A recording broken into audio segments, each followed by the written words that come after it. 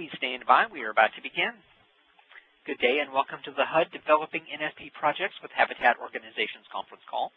Today's conference is being recorded. At this time, I would like to turn the conference over to Marcia Tonkovich. Please go ahead. Thanks, Robert.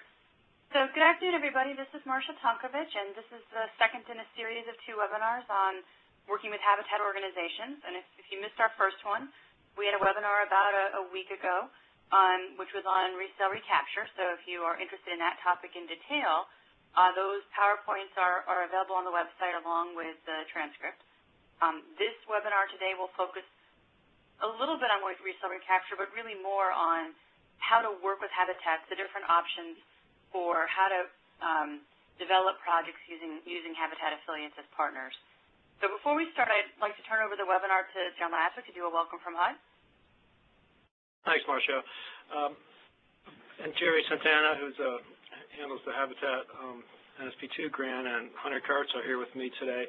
And we appreciate your joining us. We know that life can be difficult for NSP grantees, even direct grantees, and can be more difficult and more confusing for subrecipients or developers of direct grantees. And in particular, we know that since the beginning of the program, Habitat's financing and development model has been a unique type of program relatively within the NSP structure, and so we've been trying all along to keep things clear for the NSP Habitat folks. I know we haven't always been successful or maybe as early as we'd like to be, but we appreciate your staying with us. We have a lot of confidence in the Habitat affiliates and the good work that you're doing, and this is part of our continuing effort to try to keep the program in perspective for this particular group, which operates under a special set of requirements and a special set of operating rules within the Habitat structure. So when we were remembering this morning that we had put out the policy guidance last January for Habitat affiliates, we think we're going to have to call January Habitat Month. So we're going to be, we'll teach you everything now, and then next January you can come back with your next set of questions. You know that we're always here to try to help you, and we think we've figured it out, but you know there's a lot of organizations, and there's always a lot of change in organizations. So we appreciate Marcia and the ICF folks putting this together, and we will continue to be available to you to get these programs working so that we can put good people in good homes again. Thanks. Thanks, John. So Jerry and Hunter, you just want to say hello so people know your voices? Hello, everybody. I am Jerry Santana. I work here at headquarters, and I manage one of the national grantees, which is Habitat for Humanity International. My name is Hunter Kurtz. I also work here at headquarters for the NSP program, and I am sort of the webinar guru. He is, and so you guys will see at the end of this webinar, we're actually going to ask for some input from all of you about future webinars you'd like to see. So Hunter, I know, really appreciates that feedback. Also joining us today is Tara Doak from Habitat. So Tara, do you want to say a welcome? Hi, everyone. This is Tara Doak. I'm Assistant General Counsel at Habitat for Humanity International, and one of my primary responsibilities here is to work with our NSP developers, primarily under NSP2, but also under the other programs. Great. All right, so let me just quickly recap. I'm sure many of you have done these webinars before, and it's the same process as we've used before, but in case you're new, how you ask questions, and I'll let you know when we're going to start taking questions. We need you to do a couple different things. So one, if you look in the top right-hand corner of your screen, you'll see a little section that says feedback, and currently your button should be green, which is sort of just a status quo. And if you're ready to ask a question, if you click on that, you'll see that there's a purple button that says question, and you'll change your status to purple. And I'll periodically check that, and we'll get a sense of how many questions we have in the queue. And then in order to actually be able to be heard, you need to press *1 on your phone. That will get you into the conference operator, and Robert, our operator, will take the questions in the order they are received. So he'll call out your first name. We haven't been using last names or locations, just your first name. And you can go ahead and ask your question. You can provide your name, you can provide your organization, that's completely up to you. If someone has already asked your question and you don't feel like you now need to ask it anymore, you can press *2, and that will take you back out of the queue, and then make sure you put your button back to green. Also, if you are, for whatever reason, you don't want to ask your question on audio, you can go up to the Q&A at the very top of your screen, sort of top middle, and you can type in and send a question, and we'll also read those aloud and answer them. Now, I will encourage you to call in and do your question audio, because then we can ask follow-up and we can have a discussion about it. On the written in Q&As, it's hard to get the context. So, if you're able to, please do try to call in. So that's our process, same as all of you I think have seen many times before. So our agenda for the next hour and a half or 2 hours, we're first going to very quickly talk about how Habitat typically builds housing. And John referenced the fact that Habitat has a model for how they create housing and how to take that model and put it into the NSP series of requirements and be able to be successful with creating units for low-income buyers. We'll talk very briefly about how different grantees have then invested in Habitat projects. And there are a lot of different ways, actually, that NSP money has gotten into Habitat projects.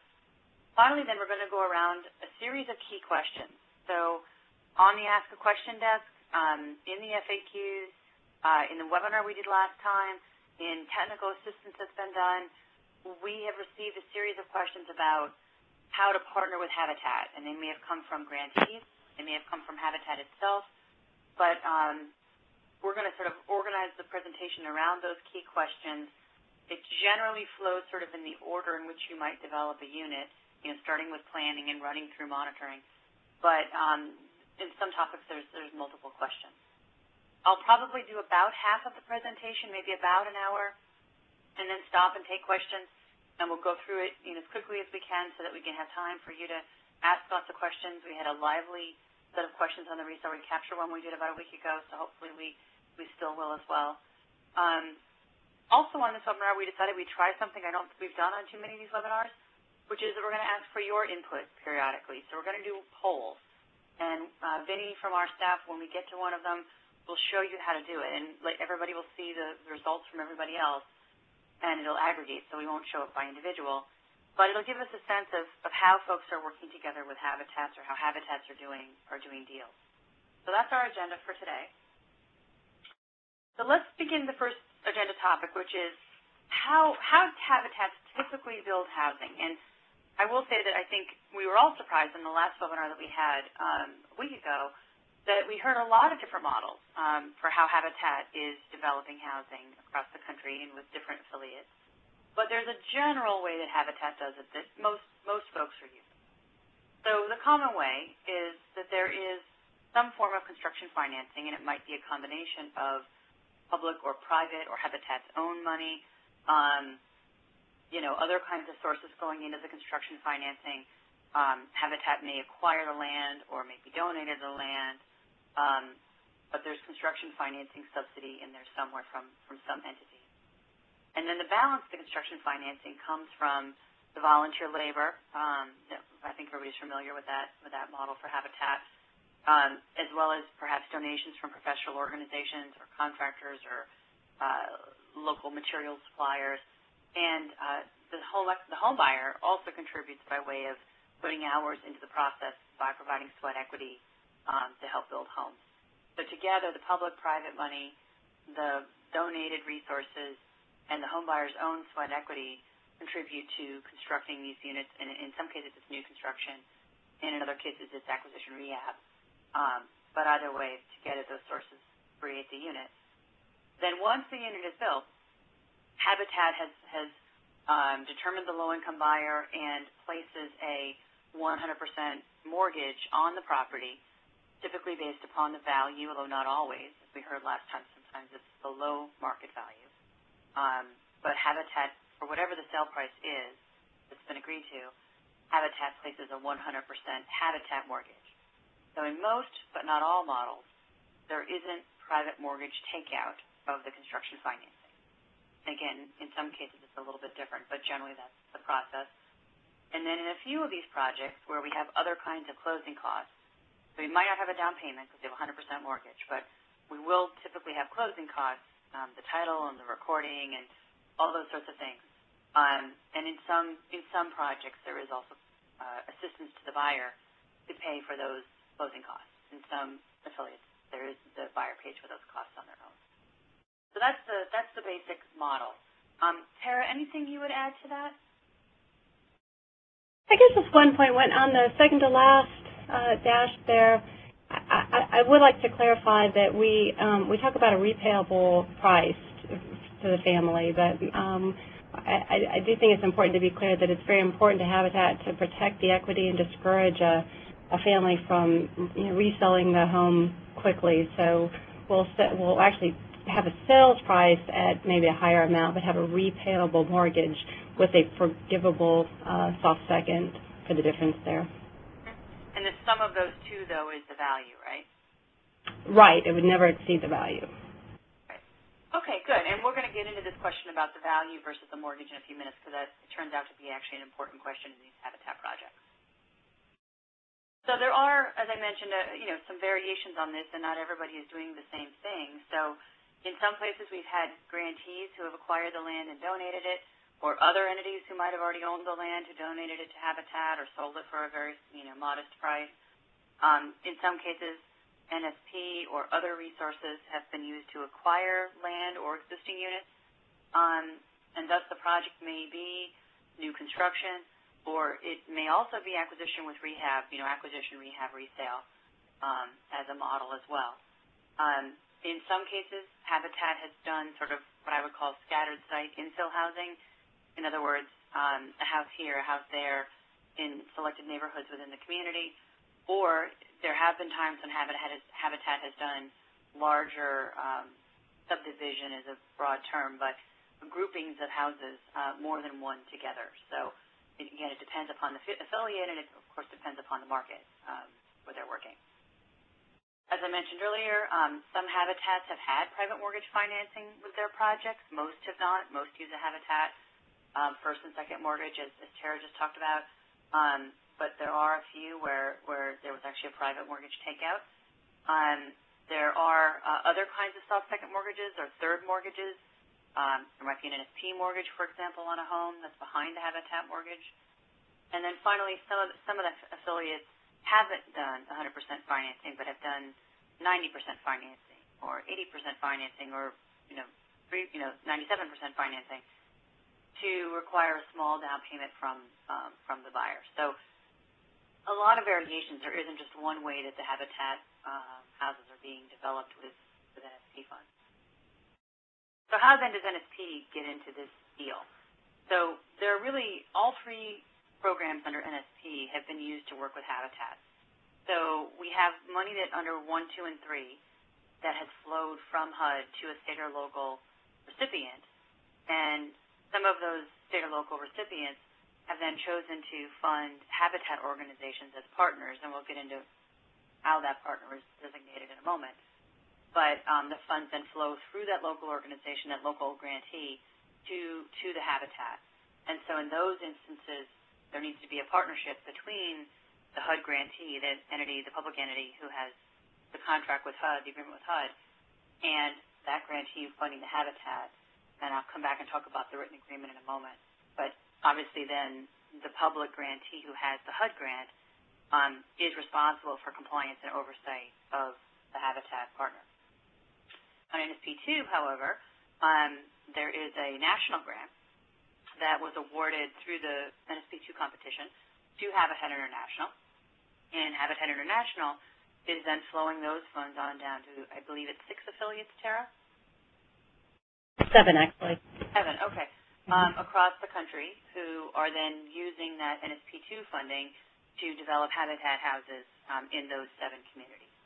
So for those of you who are on the phone who are affiliates, you may be getting funds from either source, and I understand there are actually some of you who are getting funds from both sources, both from a grantee as well as directly from international.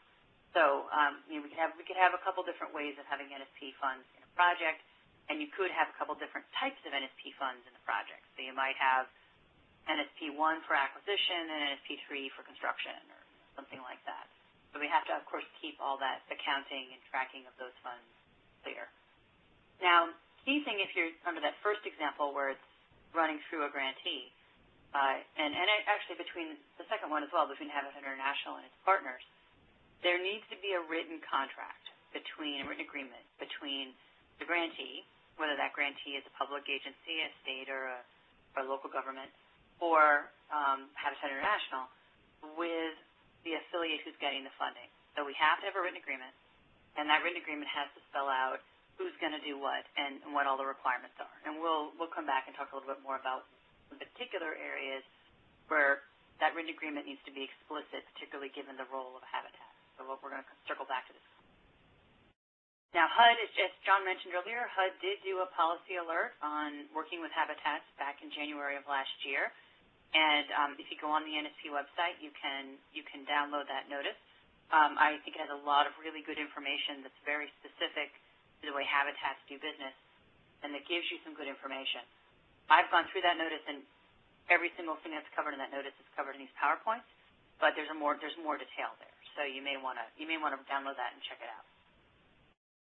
So as I mentioned, we're going to kind of organize these PowerPoints from this point forward around these common questions that we've heard through the Ask a Question and the TA and the last webinar and other webinars and so forth.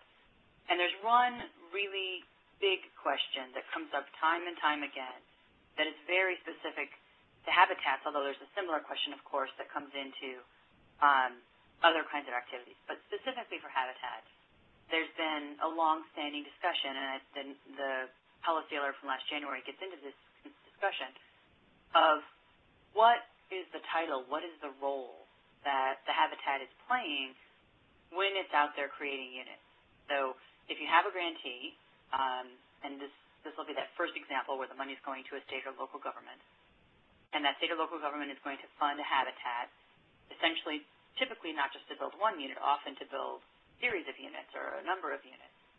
The question is, what do we designate that Habitat to be? What does the grantee designate that Habitat to be? And the answer is that the grantee has some choices. So the grantee can either decide, in most instances, but not all instances, to call the Habitat a developer, and we'll in a moment kind of talk about what that means, or the grantee can decide to designate the Habitat as a subrecipient. So let's first compare and contrast developer and subrecipient in a very general way, and then let's come back and put it in the Habitat context. So in a general way, a subrecipient is a nonprofit or a public agency, in the case of Habitat, a nonprofit, who manages a program or administers a program or a part of a program on behalf of the grantee. That's the general definition of subrecipient. A developer, on the other hand, is a private entity, could be public, could be nonprofit, including a Habitat, who takes on the risk of doing development. And so they've taken on the site risk. They have site control of the property, and they are taking on the development risk of getting these units built and sold, and they're taking on some of the financing risk of making these deals happen. So they're doing deals as opposed to running a program, which is what a subrecipient is. So now let's put this in the Habitat context. So a grantee could decide to give them either label, assuming that the Habitat is actually doing construction.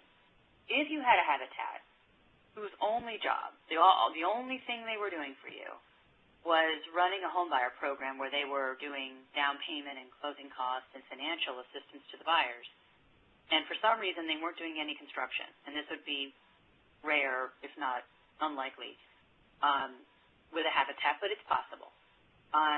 If the Habitat were just doing that financing, down payment, closing costs, whatever it is, and no actual construction, so they had no development going on, then they would have to be a subrecipient. They're not taking on the role of developer.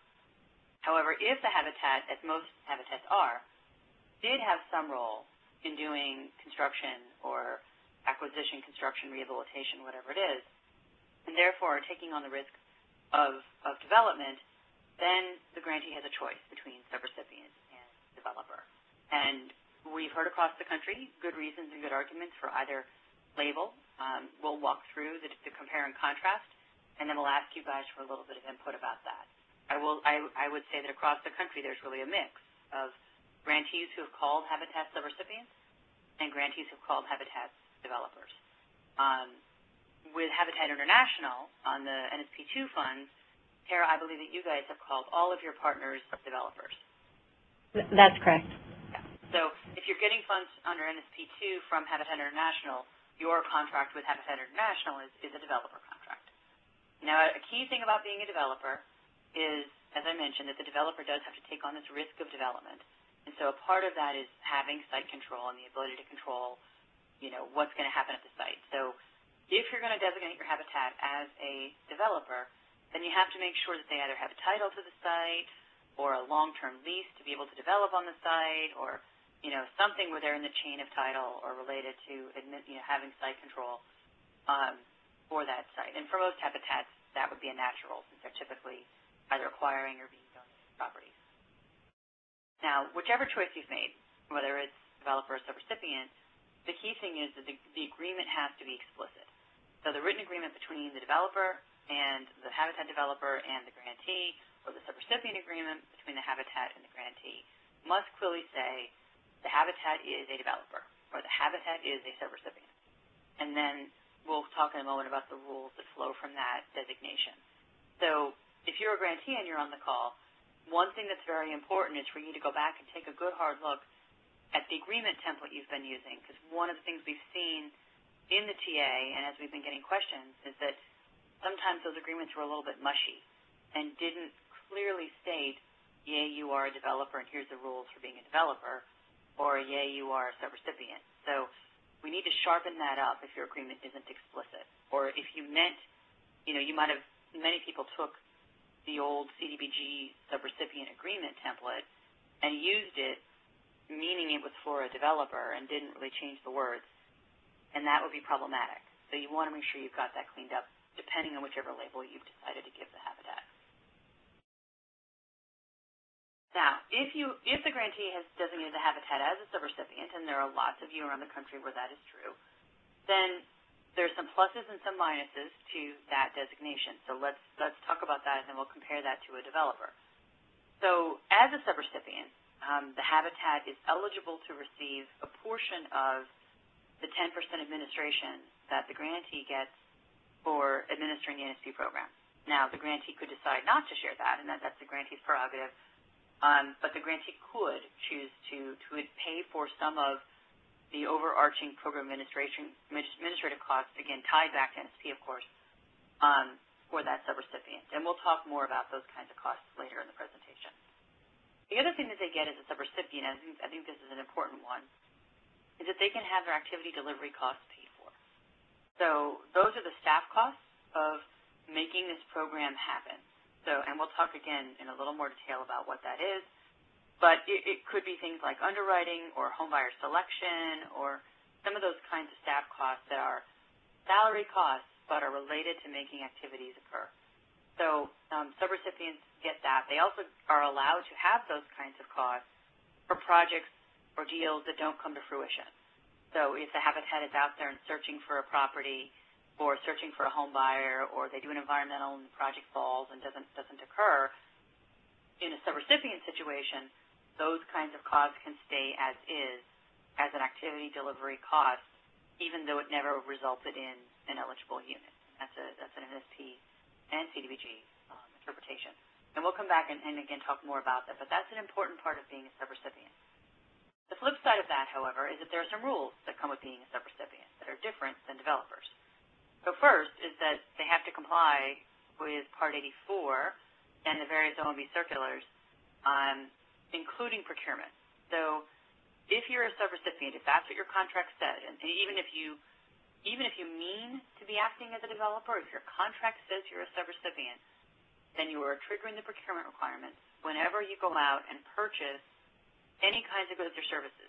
So sometimes habitats do have to pay for plumbing or electrical or other high-end tradespersons, or sometimes some of the materials actually have to be purchased because not enough has been donated or whatever it might be. When you do that, you would have to follow procurement, including getting the bids and taking the lowest cost bid and the whole process under Part 84 if you have been designated a subrecipient.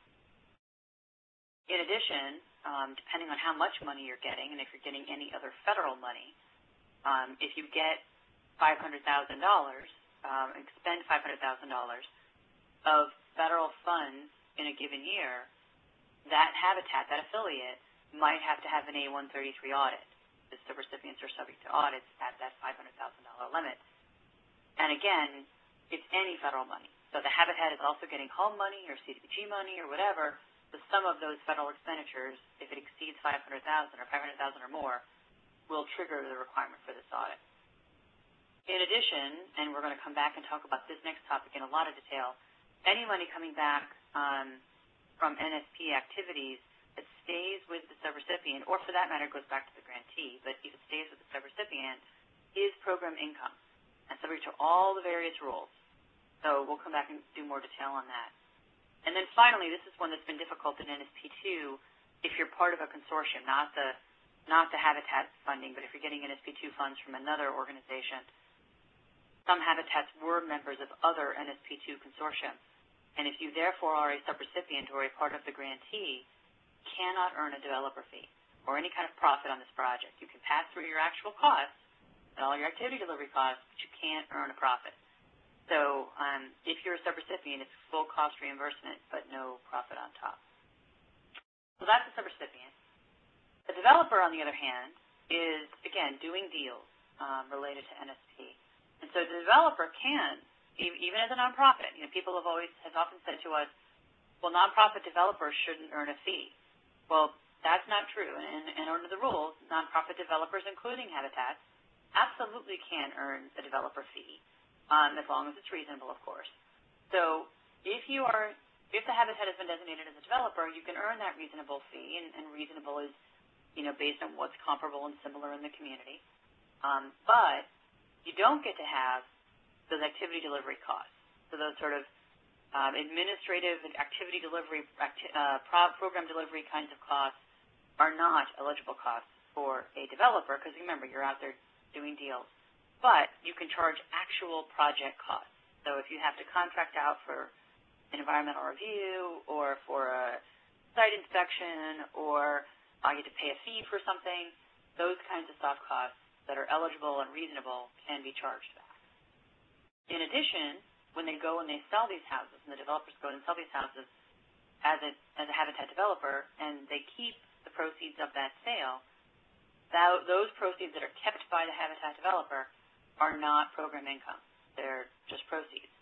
And we'll talk more later about how that's different than program income. Now, we have had some instances in which a habitat actually has two different roles. So we've had some instances where, for a certain part of the program, let's say down payment and closing cost assistance, the habitat is acting as a subrecipient. And then for another part of the program, developing and constructing units, the habitat is acting as a subrecipient or a developer, and that's fine. A single habitat organization can play two different roles. But if that is the case, there needs to be two separate written agreements, one for the subrecipient activities and another for the developer activities. You probably could combine them into one document, but it would add confusion to the process. So my recommendation would be two separate legal contracts, one spelling out the responsibilities and the scope when they're acting as a subrecipient, and one spelling out the responsibilities and the scope when they're acting as a developer. So it's important to distinguish when they have which hat on. This sort of distinction between habitat between developer and subrecipient has been, as I think I mentioned earlier, a big deal as it relates to habitat. So we spent a good bit of time on it here. There is also a new notice that came out, or a policy alert that came out last November that gives you additional examples and additional details and a very good chart that kind of lists what developers get versus what subrecipients get. So if you haven't seen this, it's on the NSP Help website, so feel free to download that as well. So with that, we're going to come to our first poll. So I'd ask Denny to go ahead and take us to the poll.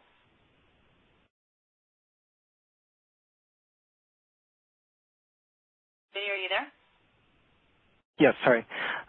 So to participate in the poll, you can answer the poll, select your response from the choices displayed. To select a response, click the corresponding color box for the option. Thank you. We'll leave this open for just a moment. You guys, I hope everybody can see the poll, the numbers that are coming back, but it looks like about 70% of you, or if you're a grantee that Habitat's your funding, are treated as developers, and we have about 10% of folks who are treated as subrecipients, and approximately another 10 who are neither, which is interesting. I wonder if maybe they're a contractor, and then about another 10% or so that are both a subrecipient and a developer, probably in different kinds of activities. So that's good information, and as you can see, while it's predominantly developers, there is a mix out there across the country. Okay, Vinny, I think we have another poll.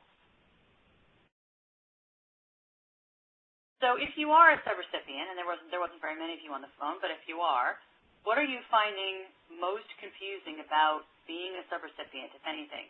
So if you are a subrecipient, click on whichever one, or if you are funding Habitat subrecipients, if you're a grantee, any things that you're finding are troublesome or confusing.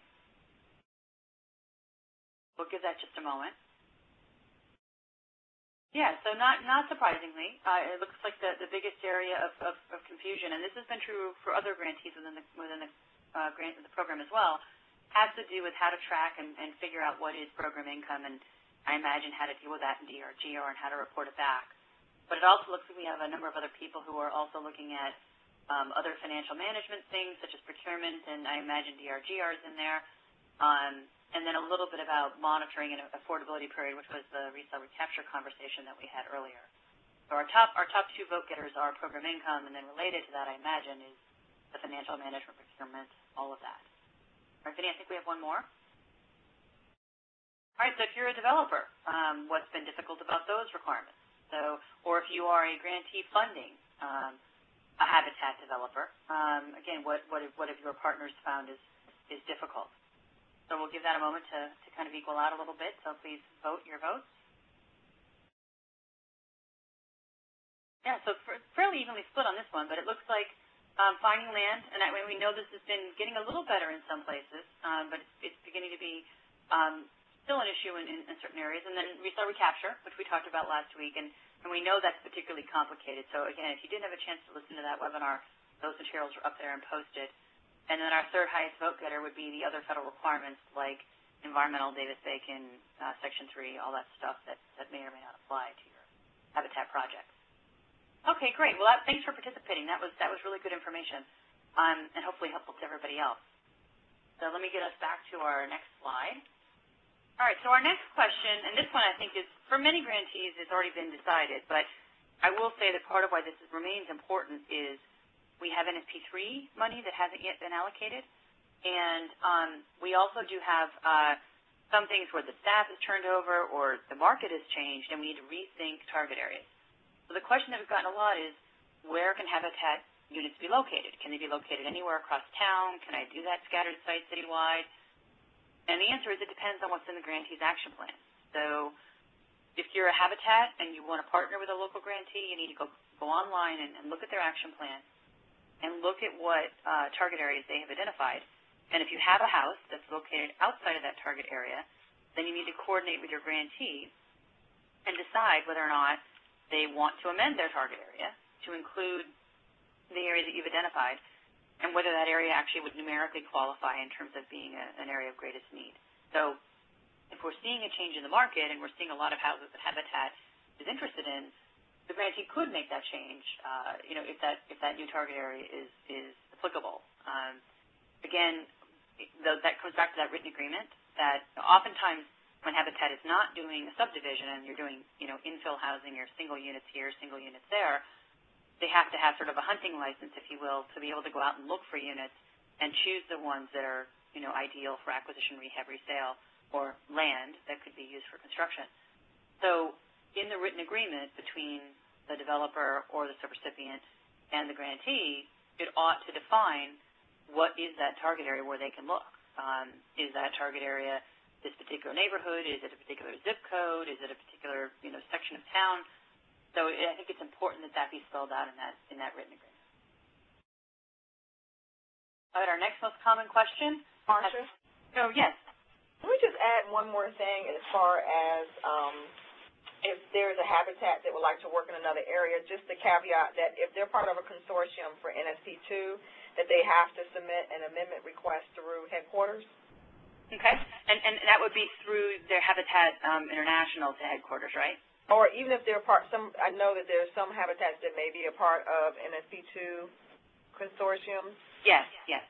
Yeah, any of those, the target area designations are tighter in NSP2 is the main point here. So, I mean, you talked about amendments, and that's appropriate. You know, some cases with NSP 1 or 3, there's a little bit of flexibility, but there's really no flexibility with NSP 2. Good clarification. Thanks, guys.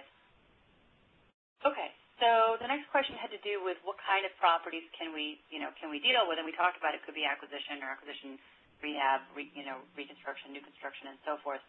But at the end of the day, there are really only 3 types of properties that can be purchased. And when I say properties, I mean it could be land or it could be developed properties. But they either have to be foreclosed, abandoned, or vacant. And I won't get into all the definitions of those, but if you go back to the notice from October of 2010, there's a good definition of all of those different types of properties. So it's important that if we're paying for that acquisition with NSP funds, that it has to fit into one of those boxes. Now, what kinds of activities can you do? Well, as everybody knows, there's 5 different major buckets, activities A through E, in NSP. And again, I won't go into all the details on those, but there's more information about those in that notice that I mentioned. But a habitat technically probably could be doing any one of those 5 eligible activities.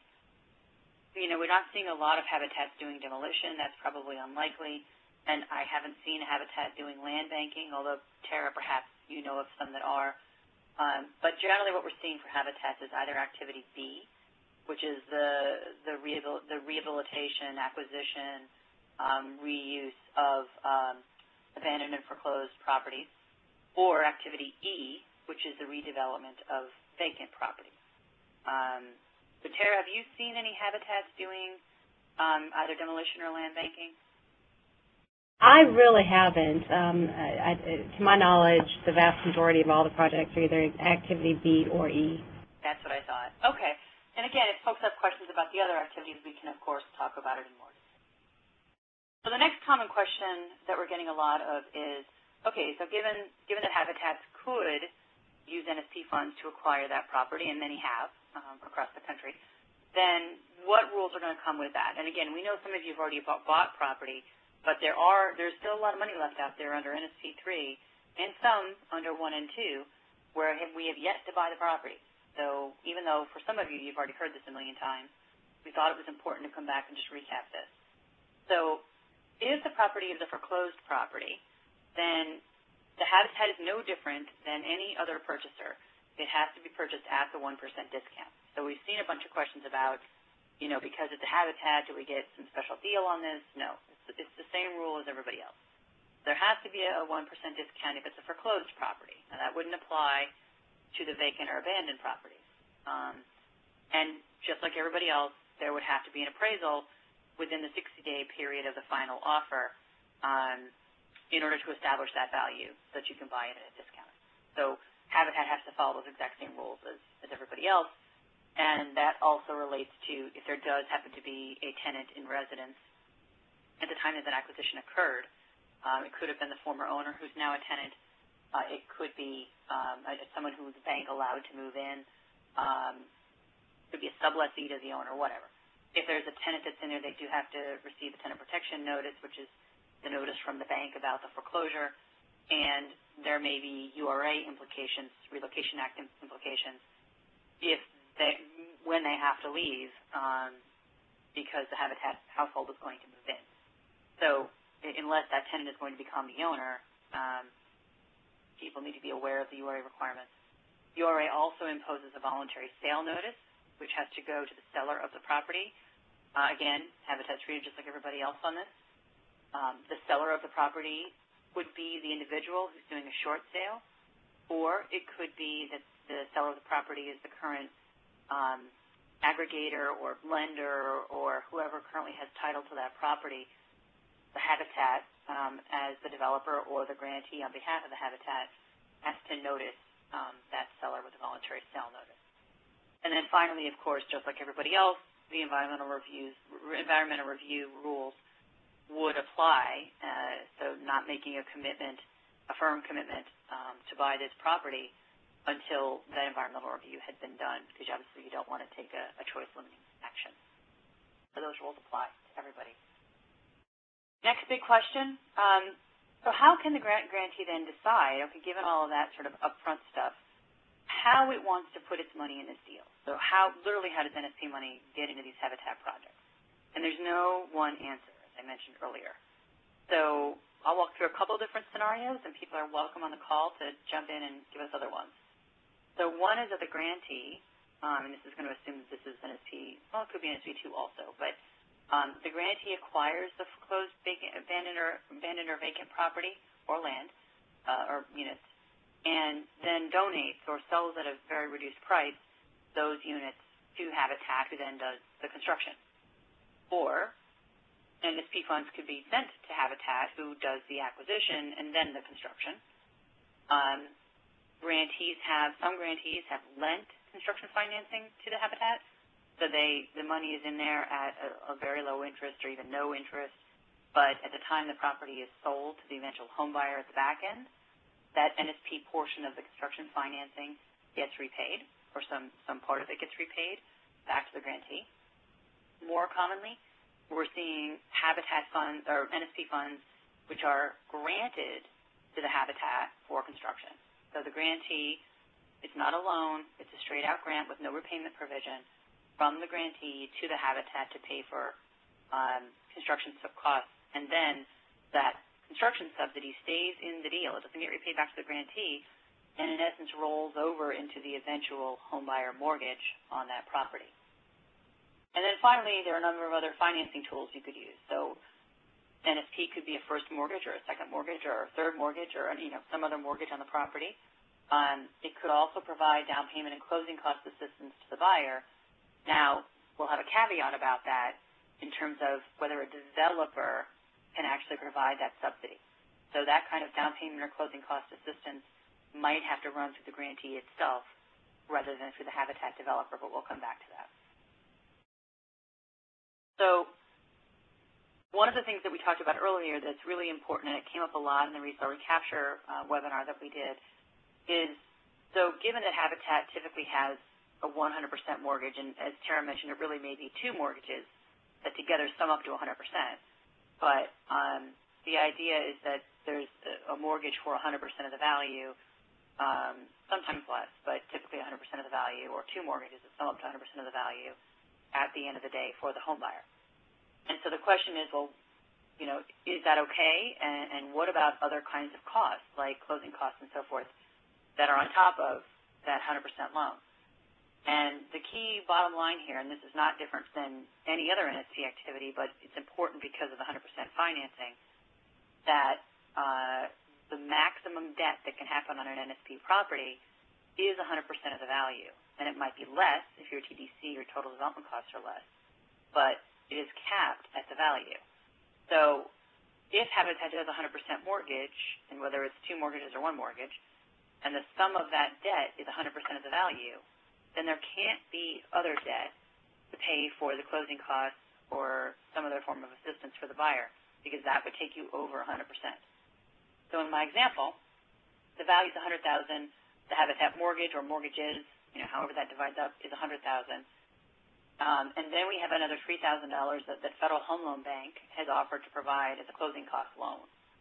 Well, if we were to take the Habitat mortgage of $100,000 plus the Federal Home Loan debt of $3,000, we would have $103,000 on a house worth $100,000. And so that would not be allowed. You'd be over the total value. And so in order to do that, we would have to reduce the mortgage, and it could be, again, offset against the first mortgage, whatever, but we reduce the mortgage to $97,000 and then have a loan, assuming we wanted to keep the Federal Home Loan money in here, have a soft second or a second loan or a third loan from the Federal Home Loan Bank or CDBG or Home or whatever it is for $3,000 so that the sum of that debt does not exceed the value. So however you broke it out, however you divided it, when you add all the liens on the property together, it cannot exceed the value of the property. Because obviously, at the end of the day, when we all go away, we don't want to leave that home buyer in a situation where they can't, where they have a house that's got more debt on it than it's worth. John, anything to add on that one before I keep going? I hope not. Okay. All right, so let's do the poll. So how do you invest with your habitat? Which of those options? So do you do a construction loan that gets paid back? Do you do a grant? Have you acquired and then donated the land or properties, or both? And you can check any of these that apply. Have you done acquisition assistance where you've actually helped them to buy the land and then have their own construction costs? Or have you helped the home buyers or done any kind of mortgage financing? Interesting split. So it looks like we have a pretty broad range of things that people are doing, predominantly construction grants, and that's what I mentioned earlier. I know it's been very common, but also help in acquiring properties and buying and donating land, but the grantee went out and found the land. And then less so on the construction loans and other kinds of financing. So good. So it's mostly around construction grants and property. Excellent. Okay, so let's move back, Vinny. Thank you. All right, so our next common question, property standards. So as I think all of you know, NSP has imposed a set of minimum property standards related to the habitability and the quality of the property. For the most part, what it does is defer back to your state or local law, which talks about the safety and so forth of the property. So Habitat would probably be following those laws anyway, so this is probably not a big change or anything that's new or different. The one thing that is a little different about NSP 2 and 3, it's encouraged in 1, but not actually mandatory in 1, but in 2 and 3 are some green rehabilitation and construction standards where you need to meet Energy Star and other, there may also be other imposed kinds of energy efficiency standards. So for units funded, whether it's a combination of 1, 2, and 3 or just 2 and 3, if you have NSP 2 or NSP 3 in that property, on top of the state and local code, you also have to meet these energy efficiency standards. And again, that notice that I mentioned from October of 2010 has more detail on this. Tara, I know that you guys in your NSP 2, in Habitat's NSP 2 application, committed to some Energy Star standards. So can you say a word about that? I have to admit that's not my area of expertise. We have a lot of folks who are really well versed in our NSP program and otherwise on energy efficiency, but there's not a whole lot I can add to that, I'm afraid. Okay. It is part of that. Yeah, we have minimums in our developer agreement that our developers have committed to meet, as you said, but beyond that, I can't add much. Okay, and Jerry, I know that you also, in your work with Habitat, have talked about the energy standards as well. Yes, I think Tara covered it. Basically, in their application, they were graded on, one of these factors, and that was making sure that they meet Energy Star standards. And I know that they also have some internal policies and procedures as well. Okay. Well, let me just add that, there may be some modest or minor cost increases to make these improvements or upgrades, you might call them, but in almost every case, the benefits in terms of lower monthly energy costs offset that. So it's really a good investment in the long run because it keeps the family paying a lower energy bill from here on out. So don't let a slightly higher cost, if it's even there, deter you from looking at those because they're almost always have a much better payoff in the long run. Great. Thanks, John. And you're right. I mean, many habitats are actually working with very low-income households or low-income households, and we'll come back to that issue in a moment. But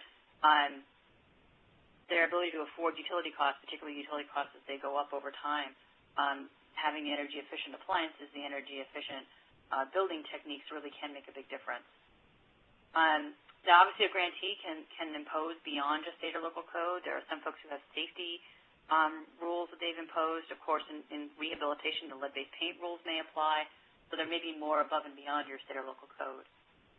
The grantee's obligation, if you are a habitat that's being funded through a grantee, or if you're the grantee themselves, you do have an obligation to look at those specifications for the project and inspect the units at the end of the day when it's all done, or perhaps even periodically, just to make sure that the resulting unit meets those state and local codes that we talked about. And I would recommend having a copy of that inspection, whatever inspection form you use, in the file for your review of that habitat, so that you can prove that at the end of the day you met this property standard requirement.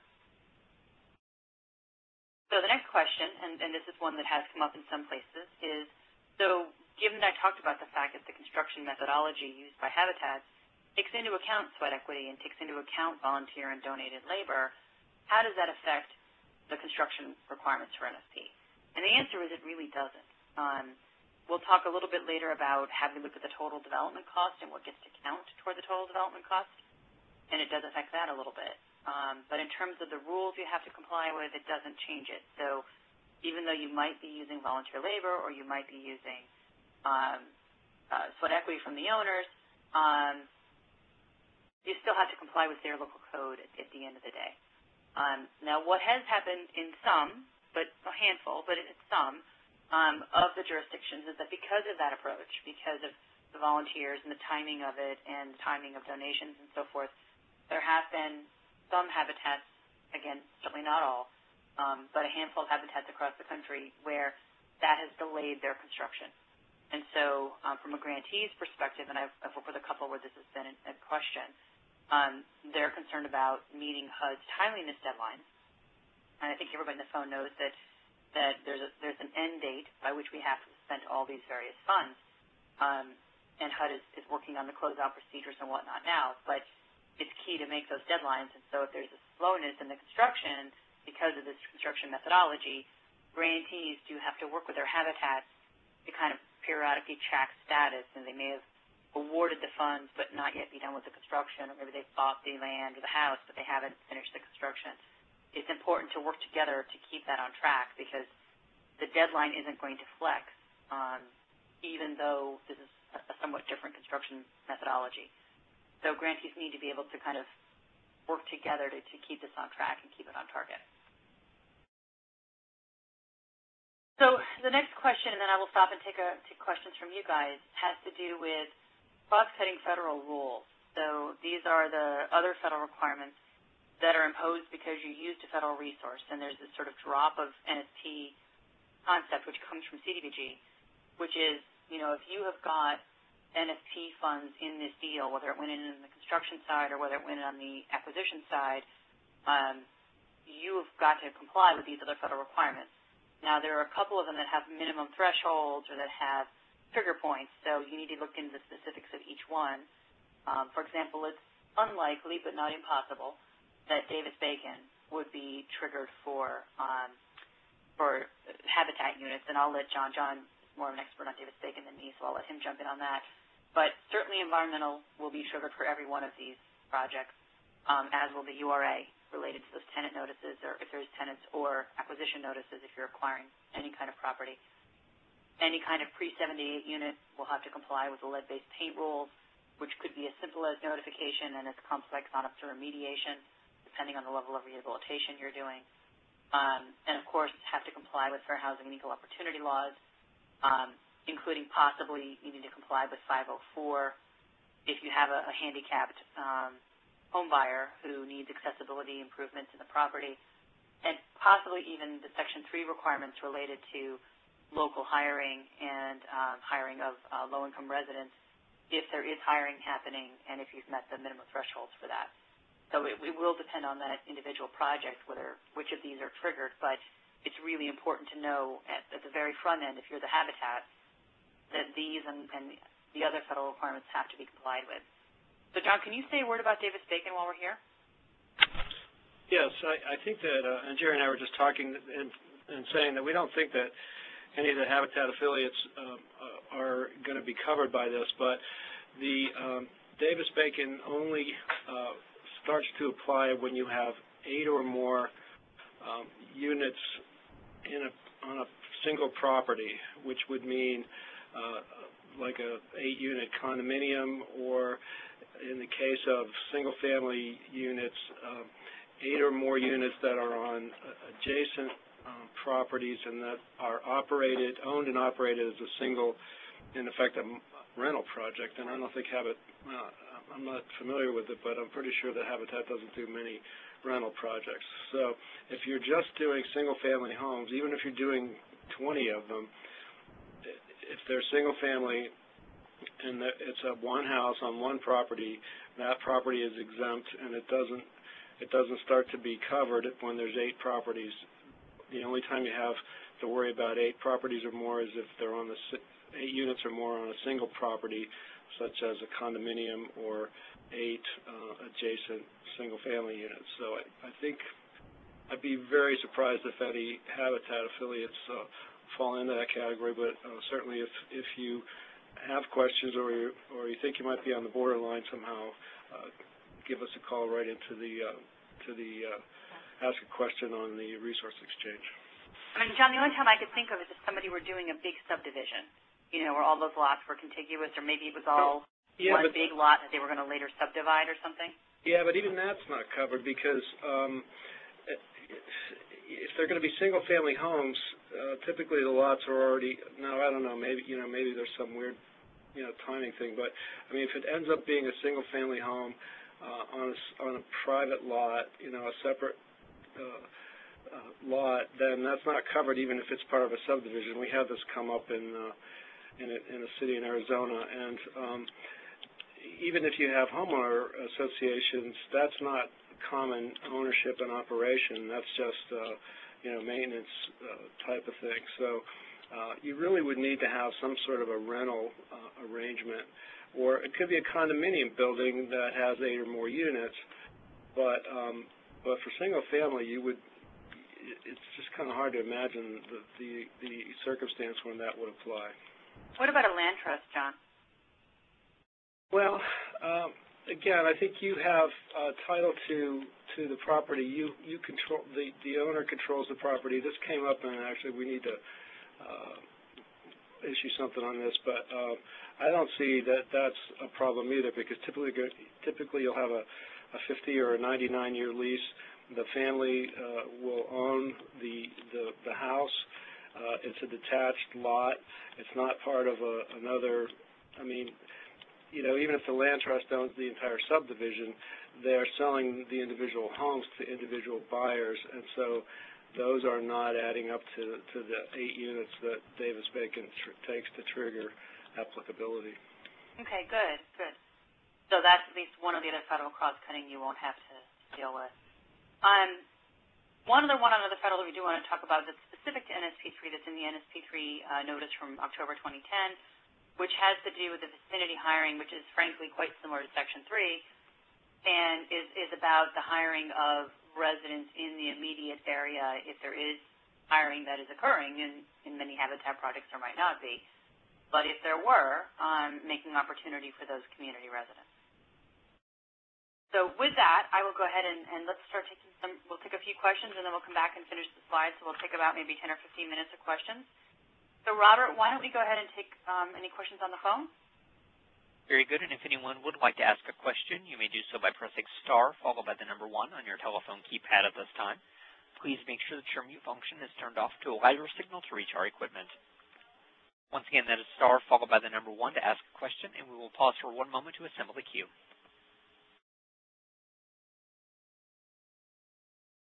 We have a few questions that have come in. We will go first to Kelly. Hi, Kelly. Hi. I have a question. We are a NSP2 grantee, and we are purchasing vacant. Well, we've done a couple of blighted property purchases where we've demolished them, and we are going to transfer that land to our local Habitat, who's providing their own construction financing for new builds. We also purchased a home for them to do a rehab, where we will donate the property to them, and they will rehab the home with their own construction financing. And we're open to additional purchases if our funding allows. My question is, they have told us that they are not able to commit to having the homes complete by February 2013. Which is, the sunset of the NSP2 grant. However, we have them booked as land banked properties, and land bank properties can be developed within 10 years of the purchase of those properties. So my assumption was, and I wondered if this was correct, that as long as they were developed within 10 years, I'm actually asking in the developer agreement that we have drafted for them to have them developed in 5 years. But my assumption was that if I do the property donation with the developer agreement, that if they indicate that they will have them developed within 5 years, that that would be compliant. Is that correct? So I think there's a few more questions to look into, and I'd also invite the HUD folks to jump in here. Having it in a land bank will help you a little bit here, but the key thing is whether or not when the project is going to meet the national objective, right? Because obviously all units that you develop under NSP have to eventually be occupied by a low, moderate, middle-income household, depending on how you've done your targeting. So unless the land bank itself met a national objective, which it sounds like it's just sort of an interim holder of the property, so it may not have. If the land bank itself did not meet a national objective, the problem with not having the units done for 5 years is that you won't be able to close out that project until you've got an eligible home buyer in that unit. And so you would essentially have that project open until that 5-year period was up or whenever the unit got constructed and an eligible home buyer moved in and you had their income documentation. So So unless you can show that the land bank itself met a national objective as is without having built the units, you might want to consider tightening that up a little bit from shorter than 5 years. HUD hasn't yet finished the closeout guidance.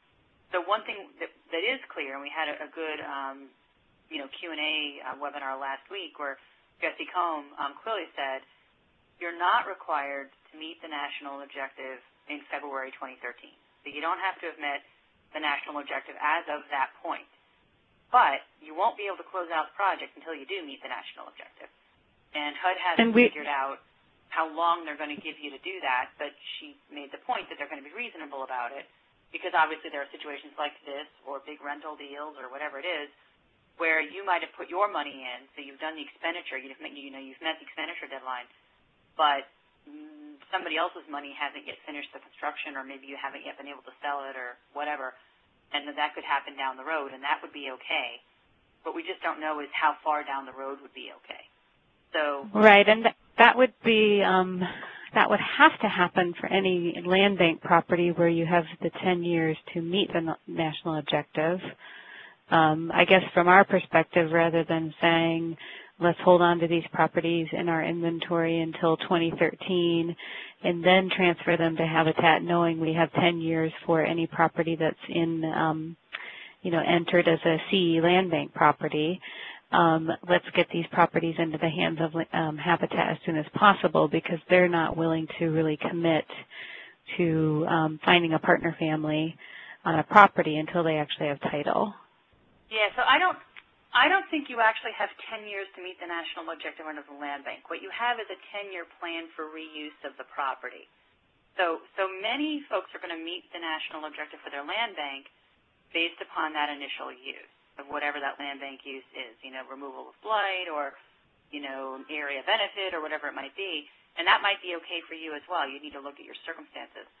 But what happens in a land bank is you meet the national objective up front by way of that acquisition benefiting the neighborhood. Right. And then when you go to sell it and take it out of the land bank during the 10-year period, that reuse of the property also meets the national objective. So it's not that you have 10 years to meet it. I don't think HUD's going to let you keep that same project open for 10 years. But so in this case, 2 of our properties met the national objective of removal of blight, and then the other property was purchased for them to rehab it. So I should get back to them and say, guys, can you get this rehabbed by February 2013? Well, and again, it doesn't have to happen by 2013. It's probably, I'm going to guess here, John, and you should jump in.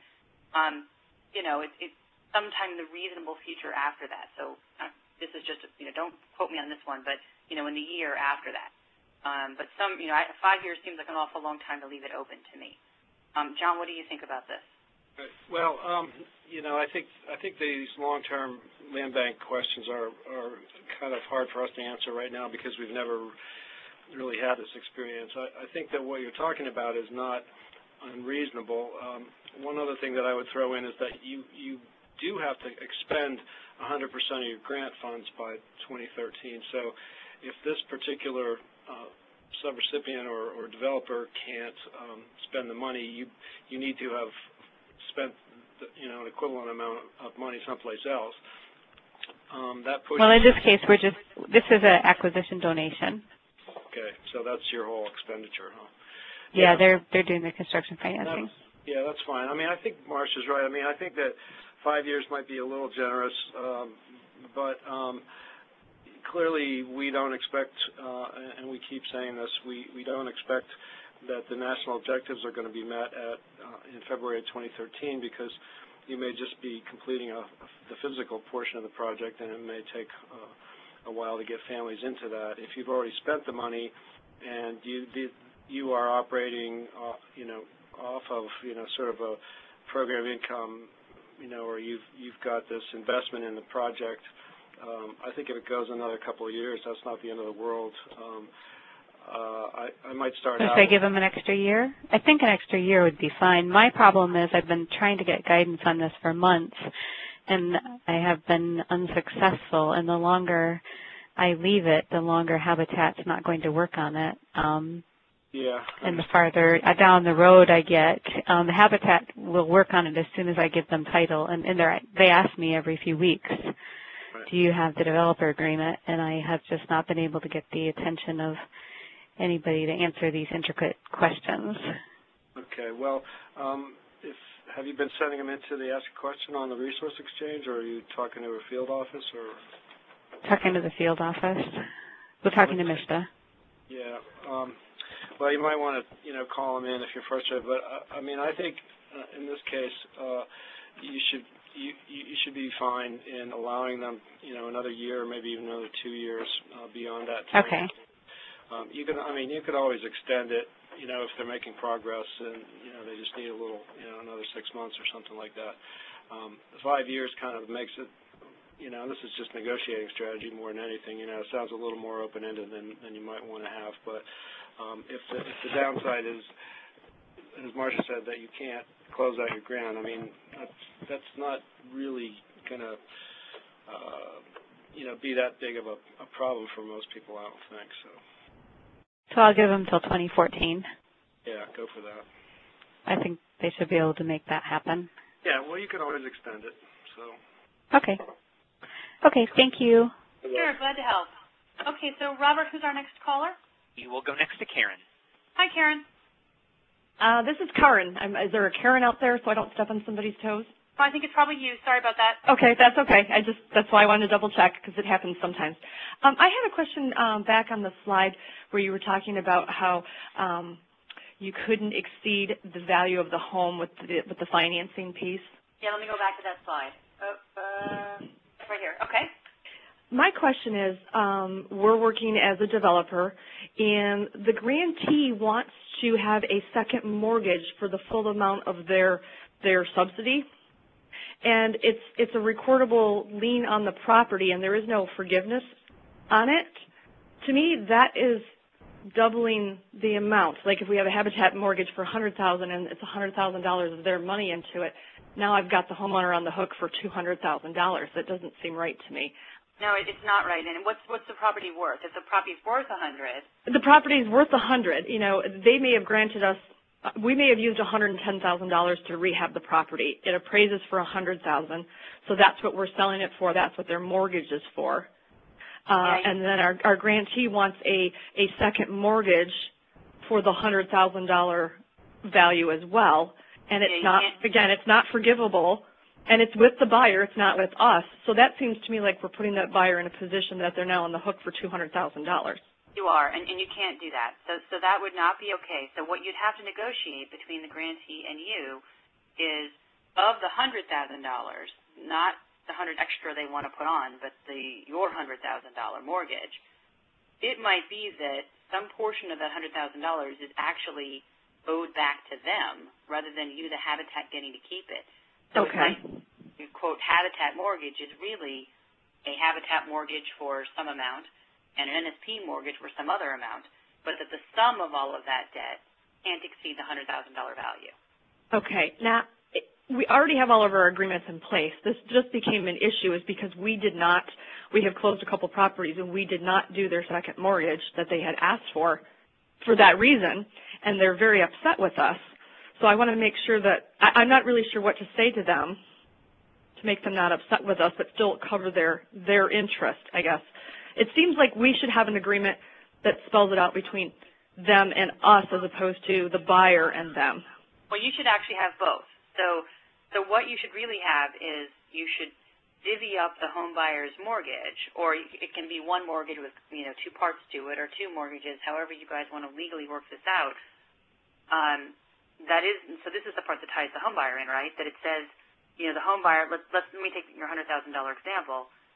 Maybe we decide that $50,000 of it is a Habitat mortgage payable to Habitat, and $50,000 of it is an NSP mortgage payable on sale or amortized or however they want to do it, payable to the grantee. Or maybe it's 60-40 or 70-30 or however you guys work it out based upon the amount of the NSP investment in the deal. Yeah, they've got full investment. I mean, basically the acquisition and all of the cost was handled by, was their money, granted to us. And they paid us a developer fee as well. We do have an agreement between us and them, but I guess where I'm confused is how do we bring the buyer, how do we obligate the buyer to them? So there needs to be a note, some sort of lien or mortgage document for whatever is owed back to them of that $100,000. So if they paid for 100% of the total development cost, which it sounds like is what they did. They did. Then that's a negotiation between you guys at Habitat and the grantee about when the home buyer makes mortgage payments or when the home buyer goes to sell the property during the affordability period, how is that going to get divvied up between what Habitat gets to keep as the developer and what is going to get paid back to the grantee? So that divvying up between the Habitat and the grantee is negotiation. The home buyer has no part of that. That's the negotiation between you and the grantee. But the result of that discussion will tell the home buyer how they make their payments. Do they pay 60% to this entity and 40% to that entity? And in your case, because it's 100% NSP financing, while they can allow you to keep stuff, the part that gets paid back to them is going to end up being program income, basically. So you guys are going to have to negotiate between you, the Habitat, and the grantee who gets to keep what. Okay, I think that's the issue, is because they are very upset that we did not put their second mortgage when we, at our closing, but we kept saying we can't because it makes them upside down. Yeah, that's absolutely. You can't. Under however you guys divide this out, you absolutely cannot do that. Okay. John, do you want to add anything to this? Yeah, I think that, it sounds like there was a misunderstanding on the grantee's part, or maybe on both sides, but essentially you can't require 200% of the funds to be repaid, and we've said this all along. Now, it may be helpful for you to get your field office involved, or we could talk to you if necessary. But I think you could say, look to the city or whoever, look, we can't get back more than the value of this property, and HUD's been very clear about this. Now they may be saying, well, in effect, we want all the money back and you get nothing, which is not the way you guys typically operate, I realize, but it's their money. So as Marcia said, this is going to be a negotiation. I mean, it could be all or nothing, or it could be some percentage, but it's still going to be some percentage that adds up to the value of the house and nothing more than that. We've seen some of these costs going over a little bit. This is a substantially higher jump, and I can kind of see why this happened. They thought, well, we're going to get the money back, and you thought, well, we always get the money back, and so here you are.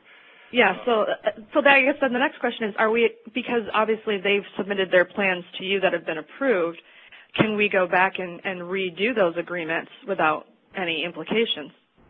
Yeah, I mean, we don't look at that level of detail in the plans that we approve these kinds of changes are programmatic changes that can be worked out at the grantee and subrecipient or developer level. So that's not going to be a problem for you. Okay. Karen, this is Tara. Table, let us know.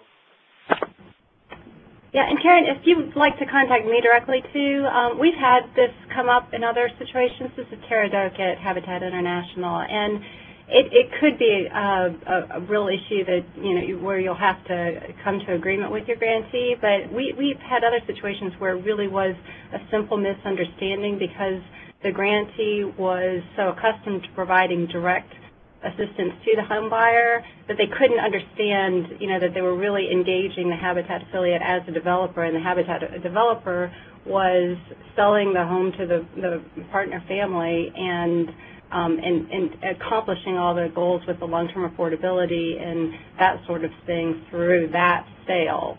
So sometimes it's more of a structuring issue. There could be a bigger issue there, but if you'd like to contact me directly, I'd be happy to talk with you as well. Okay, yeah, because this is the first time we've worked as a developer. We've been doing home projects with this particular grantor for a while, but always as a subrecipient.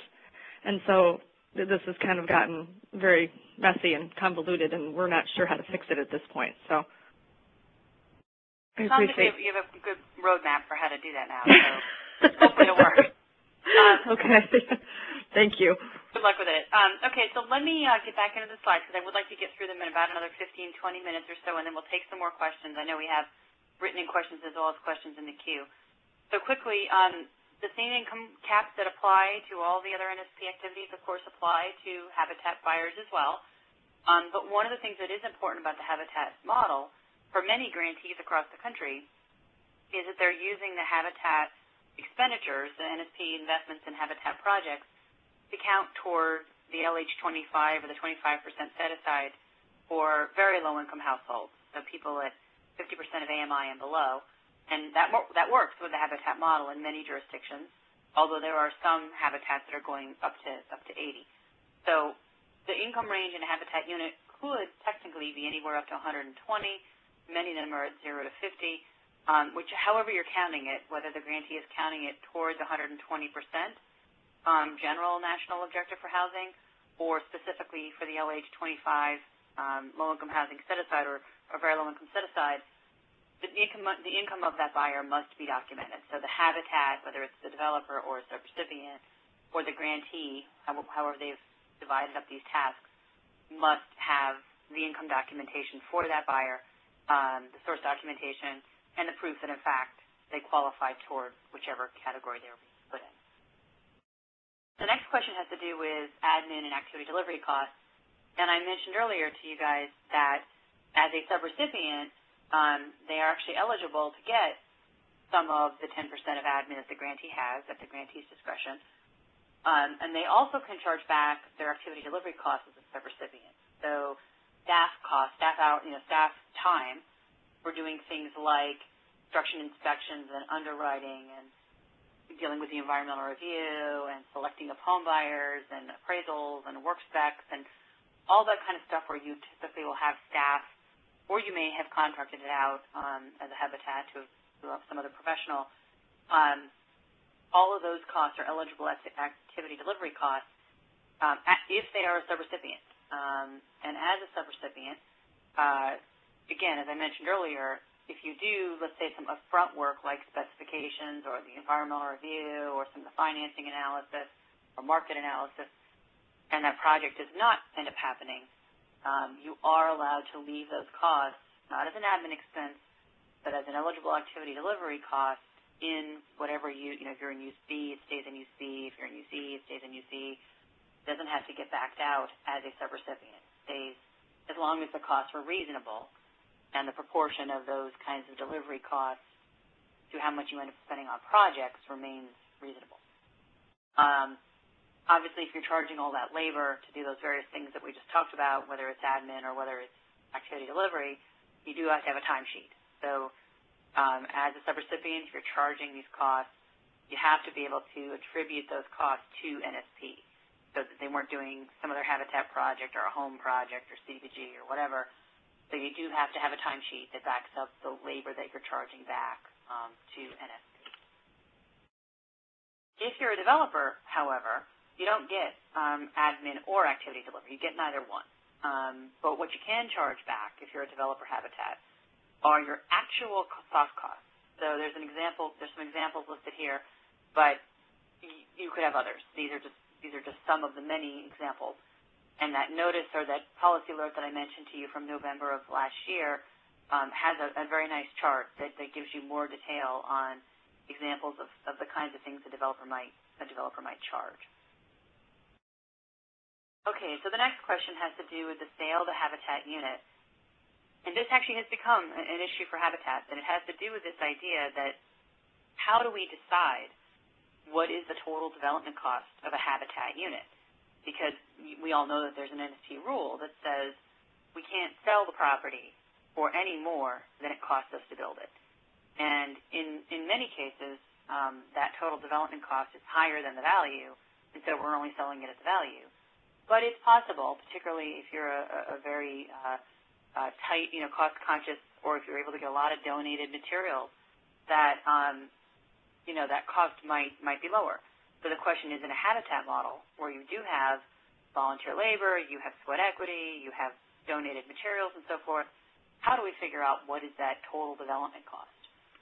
So we can include direct and the activity delivery costs if we're a subrecipient and we've got those activity delivery costs. And this is I think was a good clarification in that January habitat policy alert that I mentioned. We can include the cost of professional services and donated materials. So if we had an electrician who donated his or her time to the site, and we could back up what a standard rate for a professional electrician, and that he or she spent 10 hours, donated 10 hours to this project, we can include that.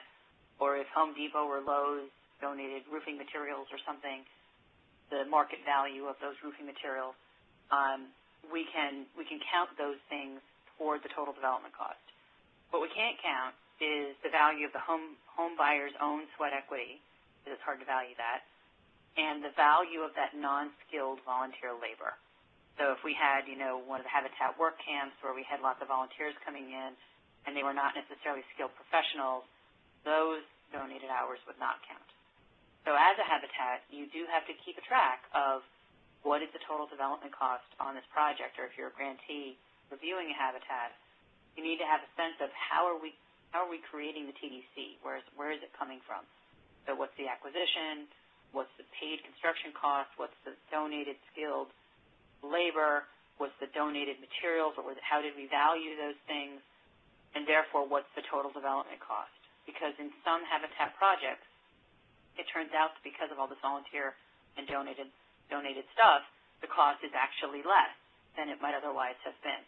So it's important to have a documentation of how you come up with a TDC, because it does cap the sale price for the home buyer. Next one is to do with, okay, so what happens during the affordability period? So we've talked now about construction. We've got us through this. We've got ready for the sale. The question is, okay, so what happens after that sale to the home buyer? So habitat projects are just like every other NSP project. They will have an affordability period, and that affordability period is based upon whether the grantee, in partnership with the habitat, has chosen to do a resale or a recapture provision. And there needs to be an agreement between the habitat and the grantee to spell out everybody's obligations and to make sure we can enforce these requirements.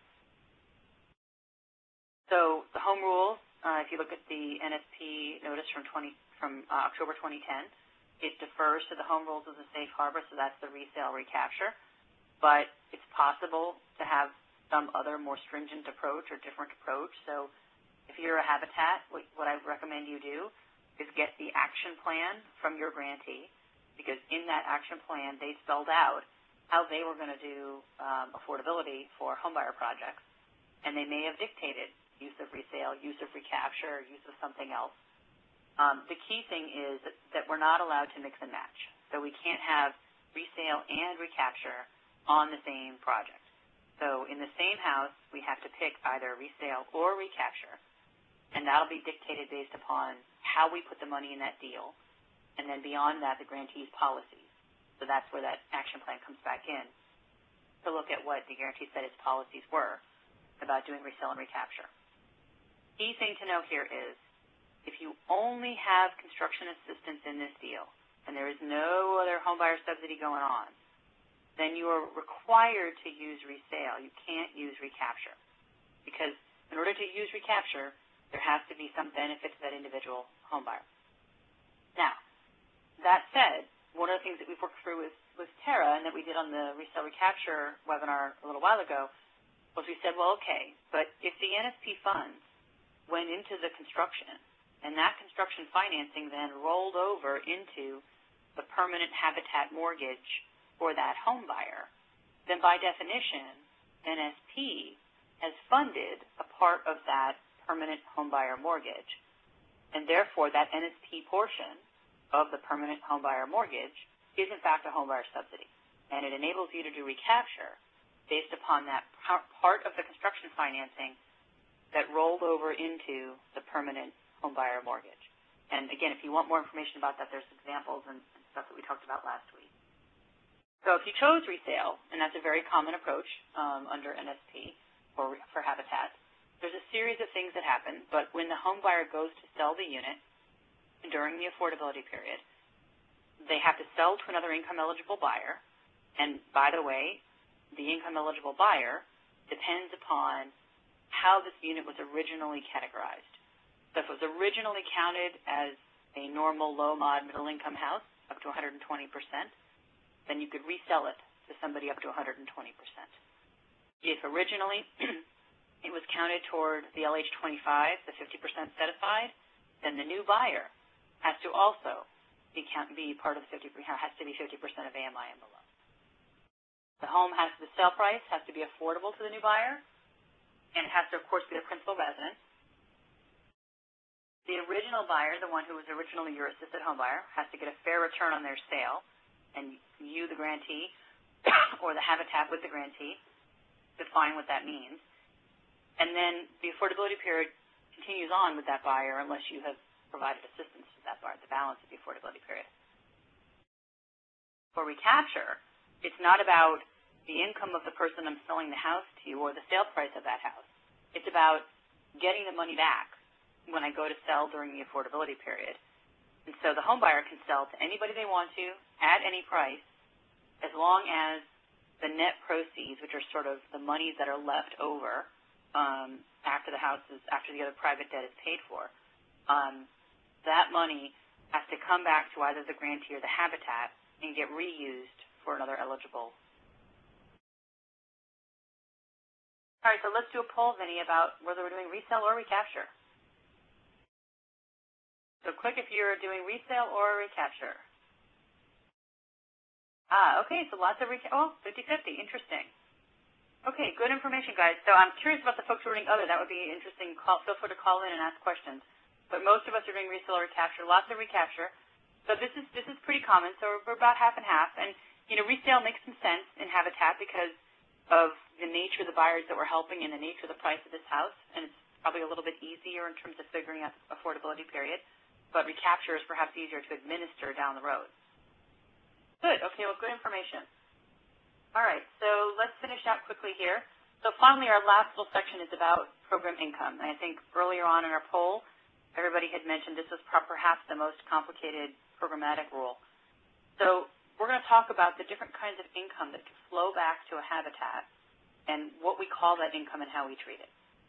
So the first one is about program income. And so the answer to program income, about whether or not something is or is not program income and how much and how it gets tracked, depends upon whether or not the Habitat has been designated a subrecipient or designated a developer. If the Habitat is, in fact, a subrecipient, then any proceeds that come back to it that are attributable to the NSP investment, any proceeds, those proceeds are all program income.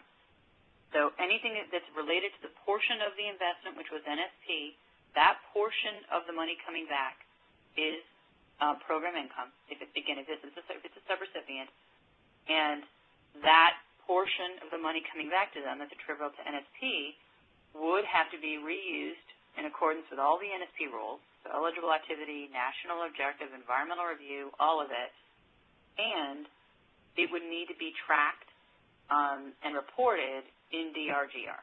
So you don't literally have to cut a check back, but you have to receipt the money. In other words, show what money you received in DRGR, report it, if you will, and then show its use in DRGR. So it's not a physical moving of money, but it's a reporting of how that money was receipted and used. Now, the grantee can decide whether it's going to let the habitat subrecipient keep that program income and reuse it according to whatever the agreement said they could use it on, eligible, obviously. Or the grantee could say, we want some or all of it come back from the habitat subrecipient to us as the grantee, and then we, the grantee, will decide how to reuse that program income. So it could be set up either way. All this gets spelled out in the written agreement between the habitat and the grantee. So that was sort of the general rule. Now let's get into the specifics of the different types of income. So sales proceeds. So what I mean here is the initial sale, not sales during the affordability period, but when we construct the house and we're going to sell it to Mrs. Smith as my very first home buyer, and we get money back. We may get money back. We won't always get money back. Sometimes we'll have sales proceeds. We might not always have sales proceeds. But if we did have sales proceeds, perhaps because there was a private mortgage or some other financing in the deal, and we got sales proceeds that came back at that point, those sales proceeds that came back when we sell the home to Mrs. Smith would be prorated based upon the proportion of the total development cost, which was NSP, as opposed to other funds. So in my example, we had total development cost of $200,000. $50,000 was NSP, and $150,000 was Habitat or other sources. So that would mean that the NSP portion is 25% of the total, right? 50 of 200, and therefore 25% of the sales proceeds. Again, whatever they are, if there are in fact sales proceeds in this example, would be considered to be NSP program income, the proportional share of those sales proceeds, and that would have to be tracked and used as NSP funds. Now, if it's a developer, so if the habitat has been designated a developer, then whatever sales proceeds it gets from whatever source, however it happens, if the developer keeps those sales proceeds, then that money is not program income because they're a developer, not a subrecipient, and it's a negotiation between the grantee and the developer, the habitat, about who gets to, what has to happen to it and how it gets used. The grantee has to make sure that whatever it lets the habitat developer keep is reasonable. Now, how they define reasonable might differ than perhaps a normal plain vanilla developer situation, because what Habitat is going to do with these development resources is put them back into the next low-income house that they create. That's their model. That's their mission.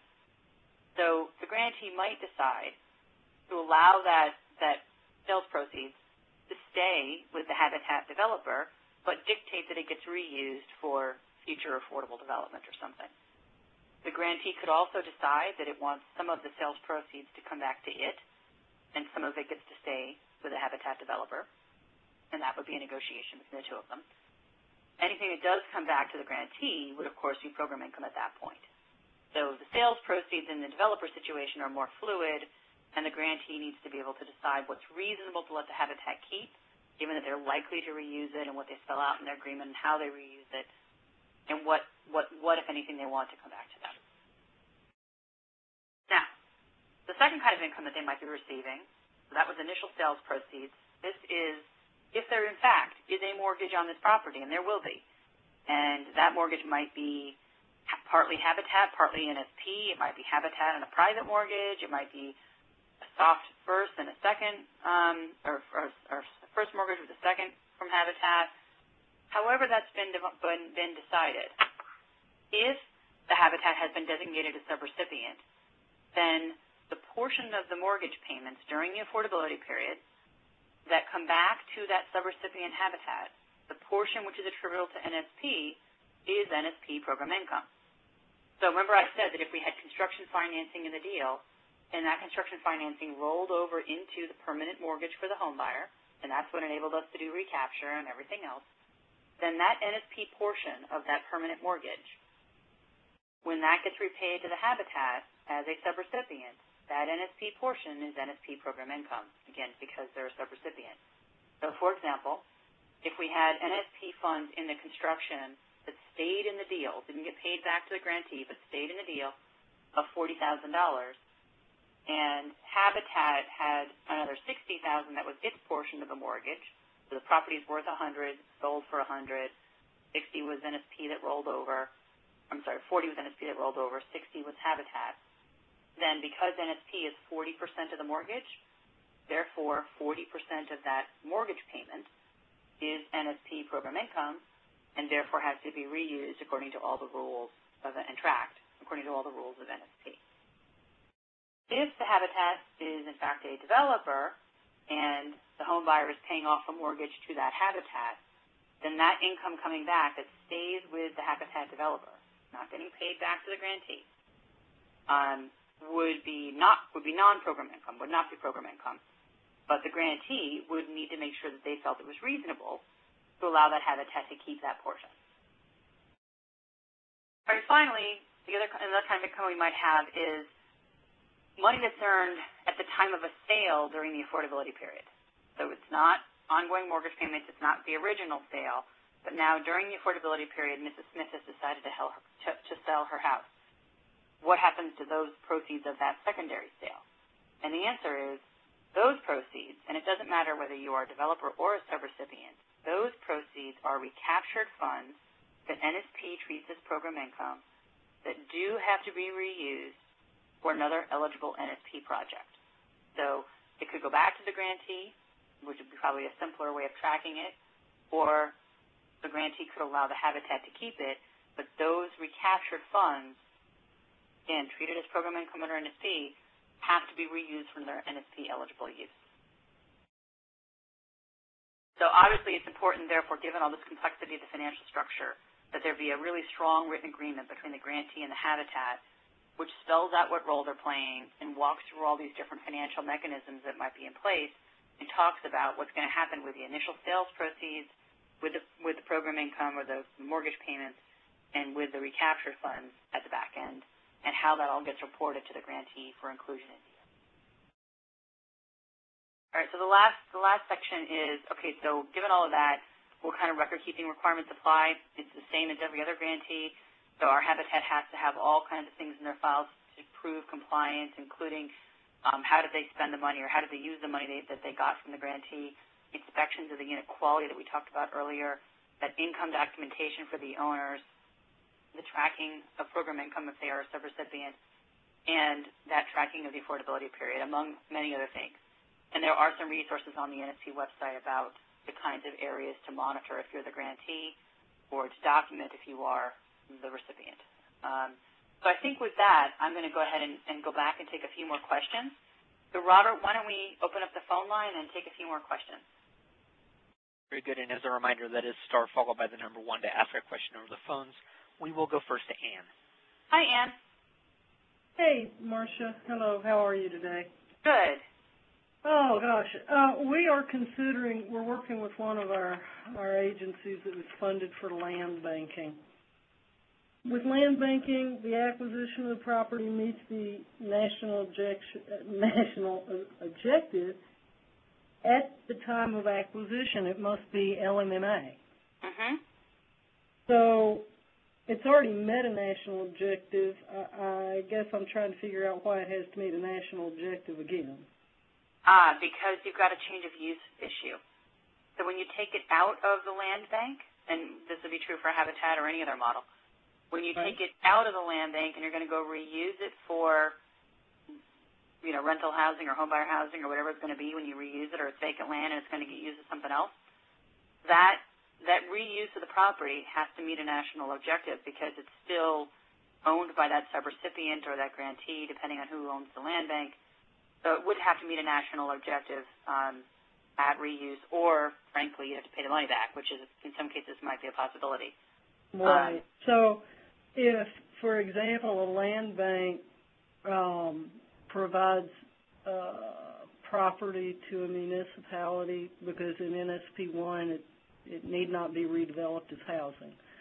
So let's say it's a community park in LMMA census tract, so that's meeting a national objective, but then Habitat has to, I guess what I'm trying to figure out is how we would walk through that process with folks. I think what we would attempt to do, the subrecipient would probably acquire and demolish blighted structures, and then have the property reappraised, and we would essentially call the difference between that cost and the appraised value, a development subsidy. At that point, the lot might be worth $14,000. We might have spent $30, might be worth $14. Okay. Okay. So it would then have a 5-year affordability period. Well, that would depend on how you reuse the property, because if you put more money into the reuse of the property, and whether you're doing resale or recapture, that's the other thing. So it wouldn't necessarily be the discount. That might be part of it, but not all of it. Well, if it's conveyed to the Habitat chapter for $1. And are you putting any more money in? What we're looking at is we're essentially dealing with the residual value or the NSP investment, even though it's going to the Habitat chapter for $1. Okay, and are you putting any more NSP money in the construction?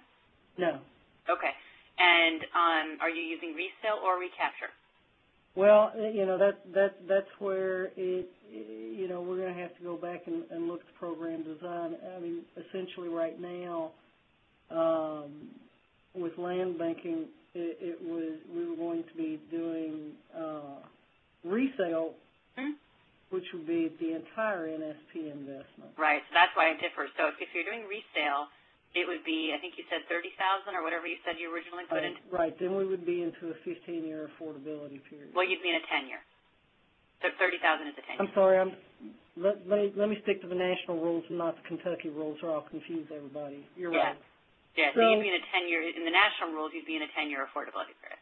Right. So, but if you're going under recapture, then you've got a 5-year affordability period, but you've got an unknown development time frame. Right. Well, in order to do recapture, you'd have to look at whether, at the end of the day, way back, down the road, when Habitat goes to sell this property to the individual home buyer, whether that property is being sold at below market value. And you as a grantee could dictate that. I mean, you could say, we want the NSP portion to stay in as a market write-down, for example, and let's say that was $10,000, just to make up a number. And if we are successful with meeting our grant requirements with HUD, none of us be here to deal with this. Yeah, so you might want to put it in your procedures or your agreement with the Habitat as to what happens down the road when they go to rebuild this house, because it's not, you can't just look at how you wrote it down at the point that you transferred it to the Habitat, because that's all well and good, but it's what flowed through to the eventual end buyer. Well, okay, so let me ask you this question then. If we continue down the resale road and at that point we've got a 10-year affordability period, when the entity conveys the property to Habitat for $1, can they file a deed restriction that in essence the 10-year affordability period starts from the first day of occupancy after a unit is on the property? It would start. Legally, you could put together a deed restriction to that effect, and that, in essence, gets us out of everybody's hair. Yeah, you could do that, but you'd have to make sure that it started at the point that there was an actual unit built, and that it was. I guess, John, I'd let you guys jump in here, but I think it would have to be at the point that it's occupied by a low-income household or an income-eligible household of whatever category you're in. John, basically, our deed restriction or their deed restriction would be filed at the point at which the property is conveyed out of the land bank to the Habitat chapter. The deed restriction that would be filed would require a subsequent 10-year or whatever affordability period at such time that Habitat conveys that property to a buyer, and clearly that's going to be at occupancy. That is how I would look at it. John, would you agree with that? Yes. Yeah, okay. Okay, because we love the people we work with, but they probably don't love us enough to have a 20-year relationship. Yeah, I think that would be fine as long as somebody, in your state, verified that in fact they did that. That down the road when they went to go sell to Mrs. Jones, that somebody recorded a resale restriction. Okay. Now, I do have a second question. I apologize. I don't want to take up an undue amount of time. But I guess I'm looking for some definition of skilled labor. It's a little bit disappointing, I guess, that unlike home and some of the other programs, you can't count volunteer labor at, I think the standard is $10 an hour. What we would do is encourage our Habitat to document the heck out of every penny if, in fact, we had to go with an alternate method. But what's, just out of curiosity, the rationale for not allowing the value of volunteer labor? I'm going to turn that over to the HUD folks. John, Jerry? Well, that's the first one, and the second half of the question is, and how then do you define skilled labor? Okay, so HUD folks, I'm going to let you answer that one. Well, yeah, I think it was Paul Webster's trying to draw the line on that one, our financial management director. I can't specifically recollect the details. I think that, we've had an aversion to, or HUD's had an aversion to donated labor because it can be very amorphous. So I think we were looking at skilled labor as, trades, lawyer, professional services that are donated, that sort of thing, as opposed to and Jerry and I slop and paint on a weekend or something like that, which clearly would be unskilled. So, or at least in my case, it would be. Unskilled. So, but I think one of the things, in some cases we have house leaders who, at this point, are leading their, 200th Habitat house, and I'm not sure we can't call them skilled labor. I guess I'm just struggling with where's the line. Is there anything we can? Seriously, is there a way to document it? Yeah, I think that anything, usually you have, sort of apprentice and helper and those kind of categories, sort of in union terms, and then there's the craftspeople, the skilled, journey level workers. We would consider those to be skilled laborers. So, if somebody's coming in and it's a carpenter who's coming in and giving you, 6 hours from her weekend, that's fine. If it's just somebody that's coming in with, carrying bricks around or, cleaning up the site or whatever, that's not. Okay. But I did want to say here, I think Ann's question and some of the previous ones bring up a need for us for here at HUD to come out with better guidance on land banking. I think we've kind of held off on that just because it hasn't been as pressing an issue over the first couple of years of the program, but clearly it's getting to the point that we need to be more clear, and Hunter's already scheming to do a webinar on this. And another piece of it is the change of use and demolition-related memorandum that we are still trying to blast out of another floor here at the HUD building, because there's a lot of questions about what happens when when the property changes use or changes ownership, or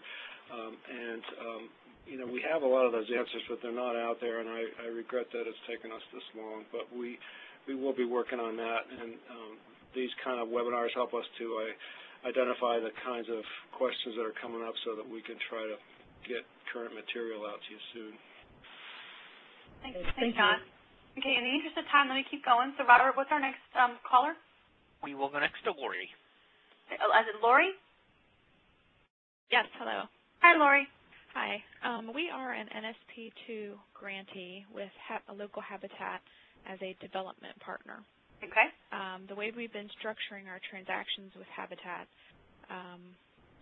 is that the buyers are getting a private 0% mortgage with a local bank, and then we're using NSP2 dollars for direct buyer assistance to write down the interest on these loans. Okay, that's perfectly eligible. Okay, well that's it then. We're just kind of looking at for a little confirmation, which that was our assumption, but we were looking for some confirmation that was an acceptable well, that's perfect. And obviously you're going to have a resale or recapture provision, whichever one you want to do. And, the buyer has to be income eligible and everything. But, yeah, using NSP funds as a interest write-down, which is essentially what you're doing, is a perfectly eligible thing to do. Okay, and we are capturing those with a soft second. Good. Of course, assuming we're not going over the value of the property. Great, and you said it's a private. You're not actually paying the mortgage write-down to Habitat. You're paying it to a private lender, right? Yes. Okay, perfect. Yeah, that's perfectly eligible. Yep. Okay, perfect. Thank you so much. Sure. Okay, right. Robert, you're next. Who's next? We have one more question that will come from Joseph. Okay, Joseph. So you'll be our last caller, and then we have some written questions. Yeah, I already submitted this in writing, but let me ask it here. Let's assume that for the Habitat affiliate that the mortgage payment is classified as program income, so the ongoing payment over the affordability period is that. And let's assume that the mortgage a year later is sold to a financial institution for a discount rate. Not an uncommon thing that happens with the affiliate. Let's say, it's a $100,000 mortgage, 0% interest, but it's sold to a financial institution for $75,000 a year later. Just for your information, the affiliate, often those deals have recourse, so if the mortgage doesn't perform in accordance with the terms, the affiliate will have to swap it for another mortgage, or it may have to pay back money to the financial institution and buy back the mortgage. Is that $75,000 program income if the mortgage payments were program income? Yes, yeah. And in this case, let's assume 100% of the mortgage for the ease of math was NSP. Obviously, if it wasn't 100%, you'd have to prorate. But assuming it was 100% NSP, then yes, the $75,000 coming back to the Habitat. And again, I'm assuming the Habitat is the subrecipient here. That's why the mortgage payments are program income in the first place. Then yes, if the Habitat is a subrecipient, that $75,000 coming back to it would be program income. And again, the grantee could let the Habitat keep it and reuse it, or could make it get paid back to the grantee. Okay, thank you. Yeah, and again, it assumes that the Habitat is a subrecipient. It would be different if the Habitat were a developer. Okay, so I think that's okay, great. So we have a couple more written questions, and then we'll wrap up for today. So Niraj's question is, can you explain why activity delivery is ineligible in a developer relationship? And there's more to the question, so I'll answer this one first, which is, so activity delivery is really about administering a program. So think of it as, it's sometimes called program delivery costs. And so that's the role a subrecipient is playing, and it's part of that job of being a subrecipient. If you're a developer, what you're doing is taking on the risks of doing deals. And so the cost of administering activities and running programs and all of that is built into your cost to do deals. It's part of your developer fee, or if you have overhead, it's part of your builder's overhead. But it's not something that you can charge back as a developer, because what you're doing is doing a deal. You're not running a program. And so if that's the case, then those sort of running of my program, administering my activity delivery costs, if you think about it in that context, that's why they're not eligible for a developer. Next question was, could a grantee decide to share activity delivery with a developer? No. So again, developers can't get activity delivery costs. They can get actual cost recovery for real, true soft costs for the project, but activity delivery, no. I have a specific question regarding recapture provisions. If the development cost is $200,000 equally split between NSP2 and Habitat, and the bank is providing the end loan to the buyer for $150,000, how would the recapture provision work? What are the guidelines, timelines related to the reuse of recaptured funds? Okay, so part of the question here is, what's the value of this property? So the TDC was $200,000. They're going to get a private mortgage of $150,000. What was the value? If there was a write-down in the value, in other words, let's say it was worth $180,000. So it cost us $200,000 to build it. It was worth $180,000 when we were done. They can only afford a first mortgage of $150,000.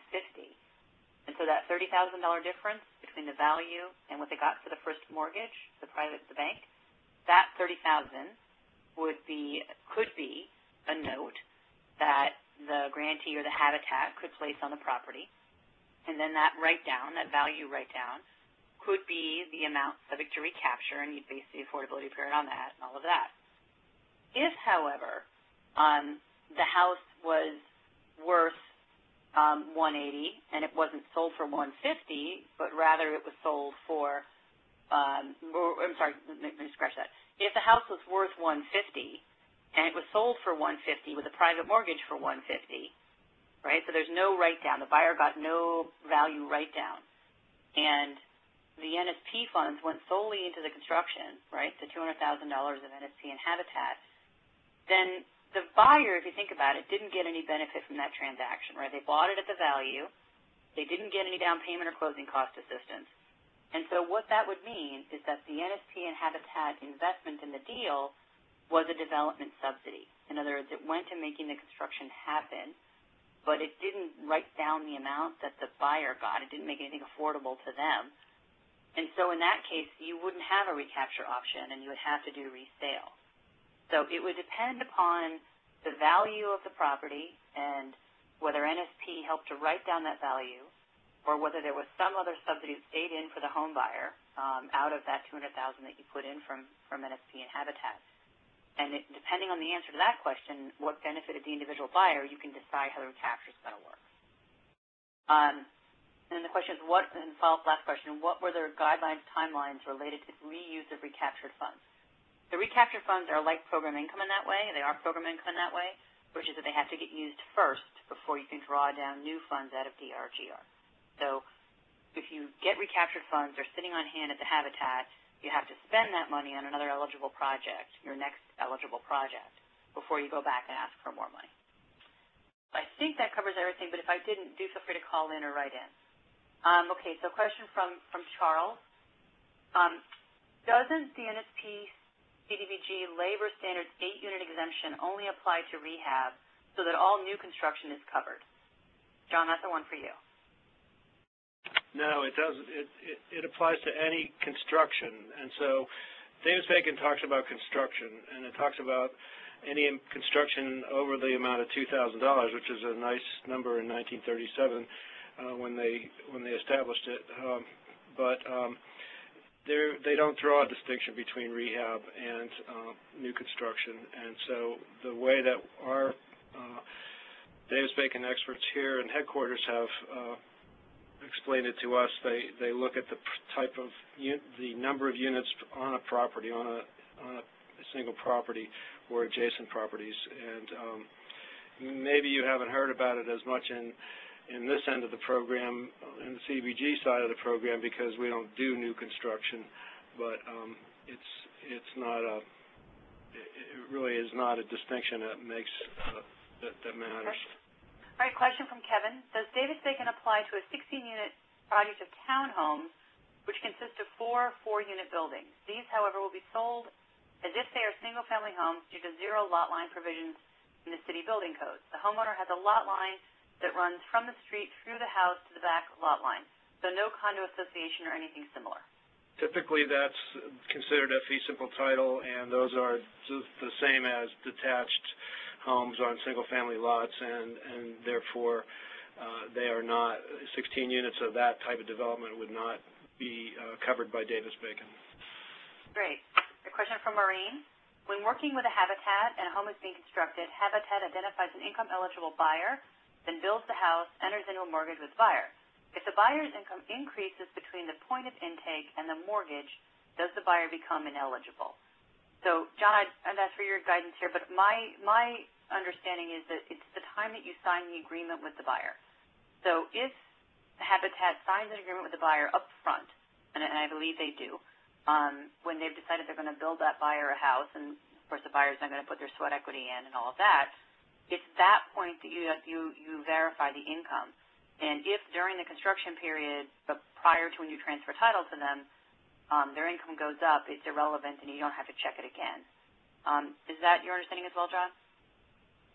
Well, there seems to be some debate about this, so we're not sure. We we defer initially to your expertise, Marcia, but you know, what you're saying makes sense, and I realize that, you know, you can't just keep updating people's income, you know, to the last 20 minutes. Where the line is drawn, we're not 100% sure right here. The thing in a habitat model that would be unfair is I income qualify you, and then you put all your sweat equity labor in, and you work hard, and you help other people build houses, and everything that happens in the habitat approach.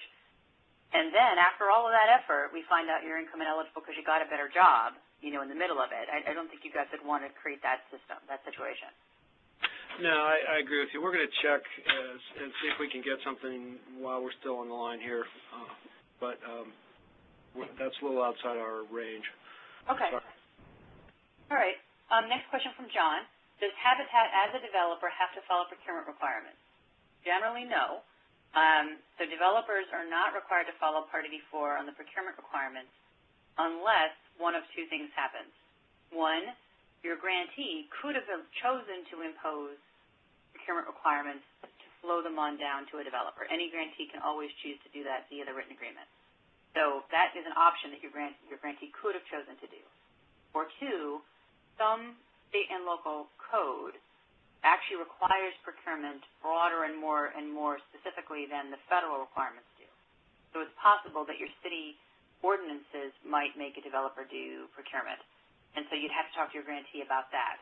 So I would say, you know, read your written agreement and see what it's spelled out, and then check with your grantee about any local code that would dictate those kinds of, you know, the procurement. Okay, Cheryl's question. Would a habitat foreclosure be eligible for NSP purchase assistance? John, I think you guys have answered this. The answer to that is yes, right? I'm sorry, what? I missed the first part of that. It's a habitat unit that's been foreclosed upon. Could they receive NSP purchase assistance? Yeah, yes. I mean, that's what I thought. Yeah, okay, from Erica. Wondering if you've come across any issues regarding after rehab appraisals completed by Habitat as the developer. We as the grantee working with Habitat as a developer have completed 4 single-family rehabs. Habitat's after rehab appraised value on each of these homes has come in extremely inflated as compared to values we're seeing in over 140 other projects rehabbed and resold through our NSP program. On each of these Habitat properties, we have ordered a second, third-party appraisal to verify the value, and each time the second appraisal has come in substantially less and much more comparable to what we're seeing in our other development partners. Again, wondering if this is an issue unique to us. We are likely to require our affiliate to contract with a different appraiser rather than to continue our ordering, verifying appraisals. So I actually have not heard about this issue happening. I can see how it could happen, but I have not heard questions or issues about this with Habitat. Tara, have you heard about this happening with other affiliates? I'm sorry, Marsha. I was attending to something I'm supposed to be at 4 o'clock. Is it the issue of the appraisals changing? Yeah, it's not the appraisal changing. It's that it looks like the Habitat appraisals might be higher than what a market appraiser is saying. John, have you heard anything about this happening? No, I haven't heard anything. Yeah, I would say, I mean, we encourage our affiliates to obtain market appraisals, so I'm confused. Who would be doing the appraisal? Mm-hmm. Is this a third-party appraisal? I can't tell from Erica's question. It sounds like it might be the Habitat either doing it itself or the Habitat contracting for the appraisal, and whoever their appraiser is coming in higher than when the grantee independently verified. Yeah. So, well, I mean, if that's consistently happening, then it seems like it would be a problem. I mean, you know, obviously appraisals are somewhat of a judgment call, so, you know, they're not everybody's always going to agree on the same number, but I would be more concerned about it if it were a pattern of this, but it sounds like it might be in this particular grantee. Yeah, we do have appraisal standards which we are updating, but it won't be updated. You know, we have requirements for appraisals and appraisers that must be met, and so I don't see why Habitat would not have to follow those requirements in obtaining appraisals. And so, if they're going with somebody that's in-house or something like that, you know, it's likely to be a problem. Yeah, and they typically don't. I mean, they typically wouldn't have the resources, and also, you know, we encourage them to, on occasion, some appraisers might donate appraisals, but there's still an arm's length third-party licensed appraiser doing the work. Well, so I've not come across that issue as a problem with Habitat. So it might be the particular appraiser that Habitat is using, and if you're finding this is a consistent problem and you can compare it to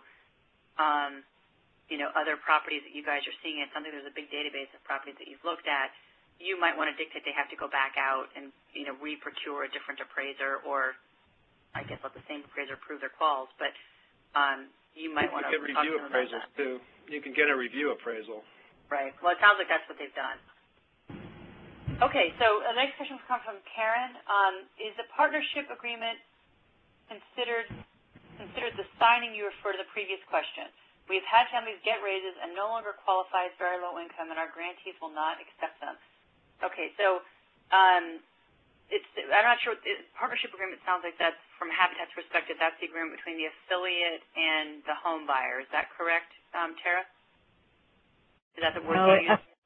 Affiliates call them different things. We do refer to our families as partner families, so that could ring true, but that's not a consistent term that I've... Okay, so let's assume that's what we're talking about, is the agreement between the Habitat and the individual family. That's what Karen means by a partnership agreement. If that's the case, then yeah, that is the agreement I was talking about. The contract to agree to fund them, to agree to build a house for them, or to provide them subsidy, however you're going to do it, between the Habitat and the individual buyer, and the grantee may be a party to that agreement as well. So that's the agreement I was talking about. And again, that's where the question we were looking at before was the timing of the income verification. And so I think, John, you guys were going to look into that, and we can try to get a final answer out on that. Yeah, if you can't send it to us through the webinar, you can also send it to the Ask a Question box, and that'll give us the opportunity to track it down in writing and get you something definitive.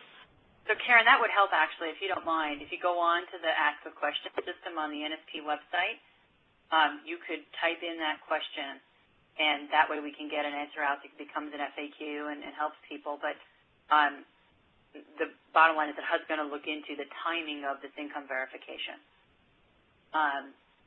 Okay, so I think our last question for today is going to come from Joe. Joe's question is, per the Habitat model, the buyer with increased income after the first approval cannot be disapproved. So if this change results in not qualifying for NSP, then it could be a significant hardship for the affiliate after the house may already have been started. Yeah, so that's what I was saying too. So I think the policy, but again, HUD needs to verify this, would be that you would do it at the initial approval, and not really, I think approval is probably the wrong word here, at the initial point that you sign what the previous writer called the partnership agreement, or the written agreement, or the funding agreement, or whatever you call it, between the Habitat and the individual family. It's at that point that you want them to be income qualified. But again, HUD's going to verify that answer to make sure that that is, in fact, the correct policy. So don't hold firm on that. Look for additional guidance, and Vinny, maybe if we get the answer before we post the transcript for this, we can update if that's not the correct answer. John, does that make sense as at least a temporary answer? Sure. Okay. Yeah, thanks. Okay. All right. So with that, guys, I think we've gotten through the questions. I'm going to just do one last poll here. So, Vinny, let's do the last poll. We'd like to hear from you guys what kinds of other future webinars you'd like to see. And we, took some examples here of ones we've heard from people that they're interested in, but I think Hunter's interested in hearing a little more about what you'd like to see. We'll take a few minutes for that, and while we're doing that, I'd like to thank everybody for joining this webinar. I think we had a lot of really great questions, and hopefully it gave you some good ideas about how to work together if you're a Habitat or if you're a grantee working with Habitat. So hopefully it's helpful, and if you do have any follow-up questions, please feel free to go into the Ask a Question box on the NSP website and send in your questions to HUD to get answered. So as we're looking here, it looks like financial management program income, of course, a perennial favorite, NDR/GR. And then the sort of second most popular would be the underwriting. Interesting, so single-family underwriting, the other federal requirements, and the affordability period. So good, thanks, guys, and keep voting. Thanks for the feedback, and you will get a request survey feedback form asking for your thoughts about this webinar. So please let us know if it was helpful to you, if the questions got answered, and if you have any suggestions for future webinars or any other comments you'd like to share with HUD, please feel free to fill out that survey that you'll get via email, and that we'll also put up in a moment. And so with that, John, I'll turn it over to you to close this out. All right, thanks. Well, I think it's been a good session. I appreciate your involvement, Marcia. You're always very expert in these matters. As I said, we understand that Habitat affiliates are work in a somewhat different universe, and it's always a challenge to try to fit the federal government into the real world. So we are constantly trying to make the adjustments that make your life possible, so that we can, get on with the goals of our program here to stabilize neighborhoods. So if you do have problems, please do write into our question line or call your field office, or let us know when you're having problems. So sometimes it's just a simple misunderstanding, and you can, it doesn't take that long to fix it. So I mean, I think some of the questions we heard today were like that. They probably sounded like kind of deal killers to the people that were working with them, but once we understood them, we could say there's a way to get it done, and that's the attitude we try to bring to it. So bring your questions to us, and keep up the good work. Thanks, John. Thanks, everybody. Have a good afternoon. Thanks, Marcia. And this does conclude today's conference call. We would like to thank you for your participation, and have a wonderful day.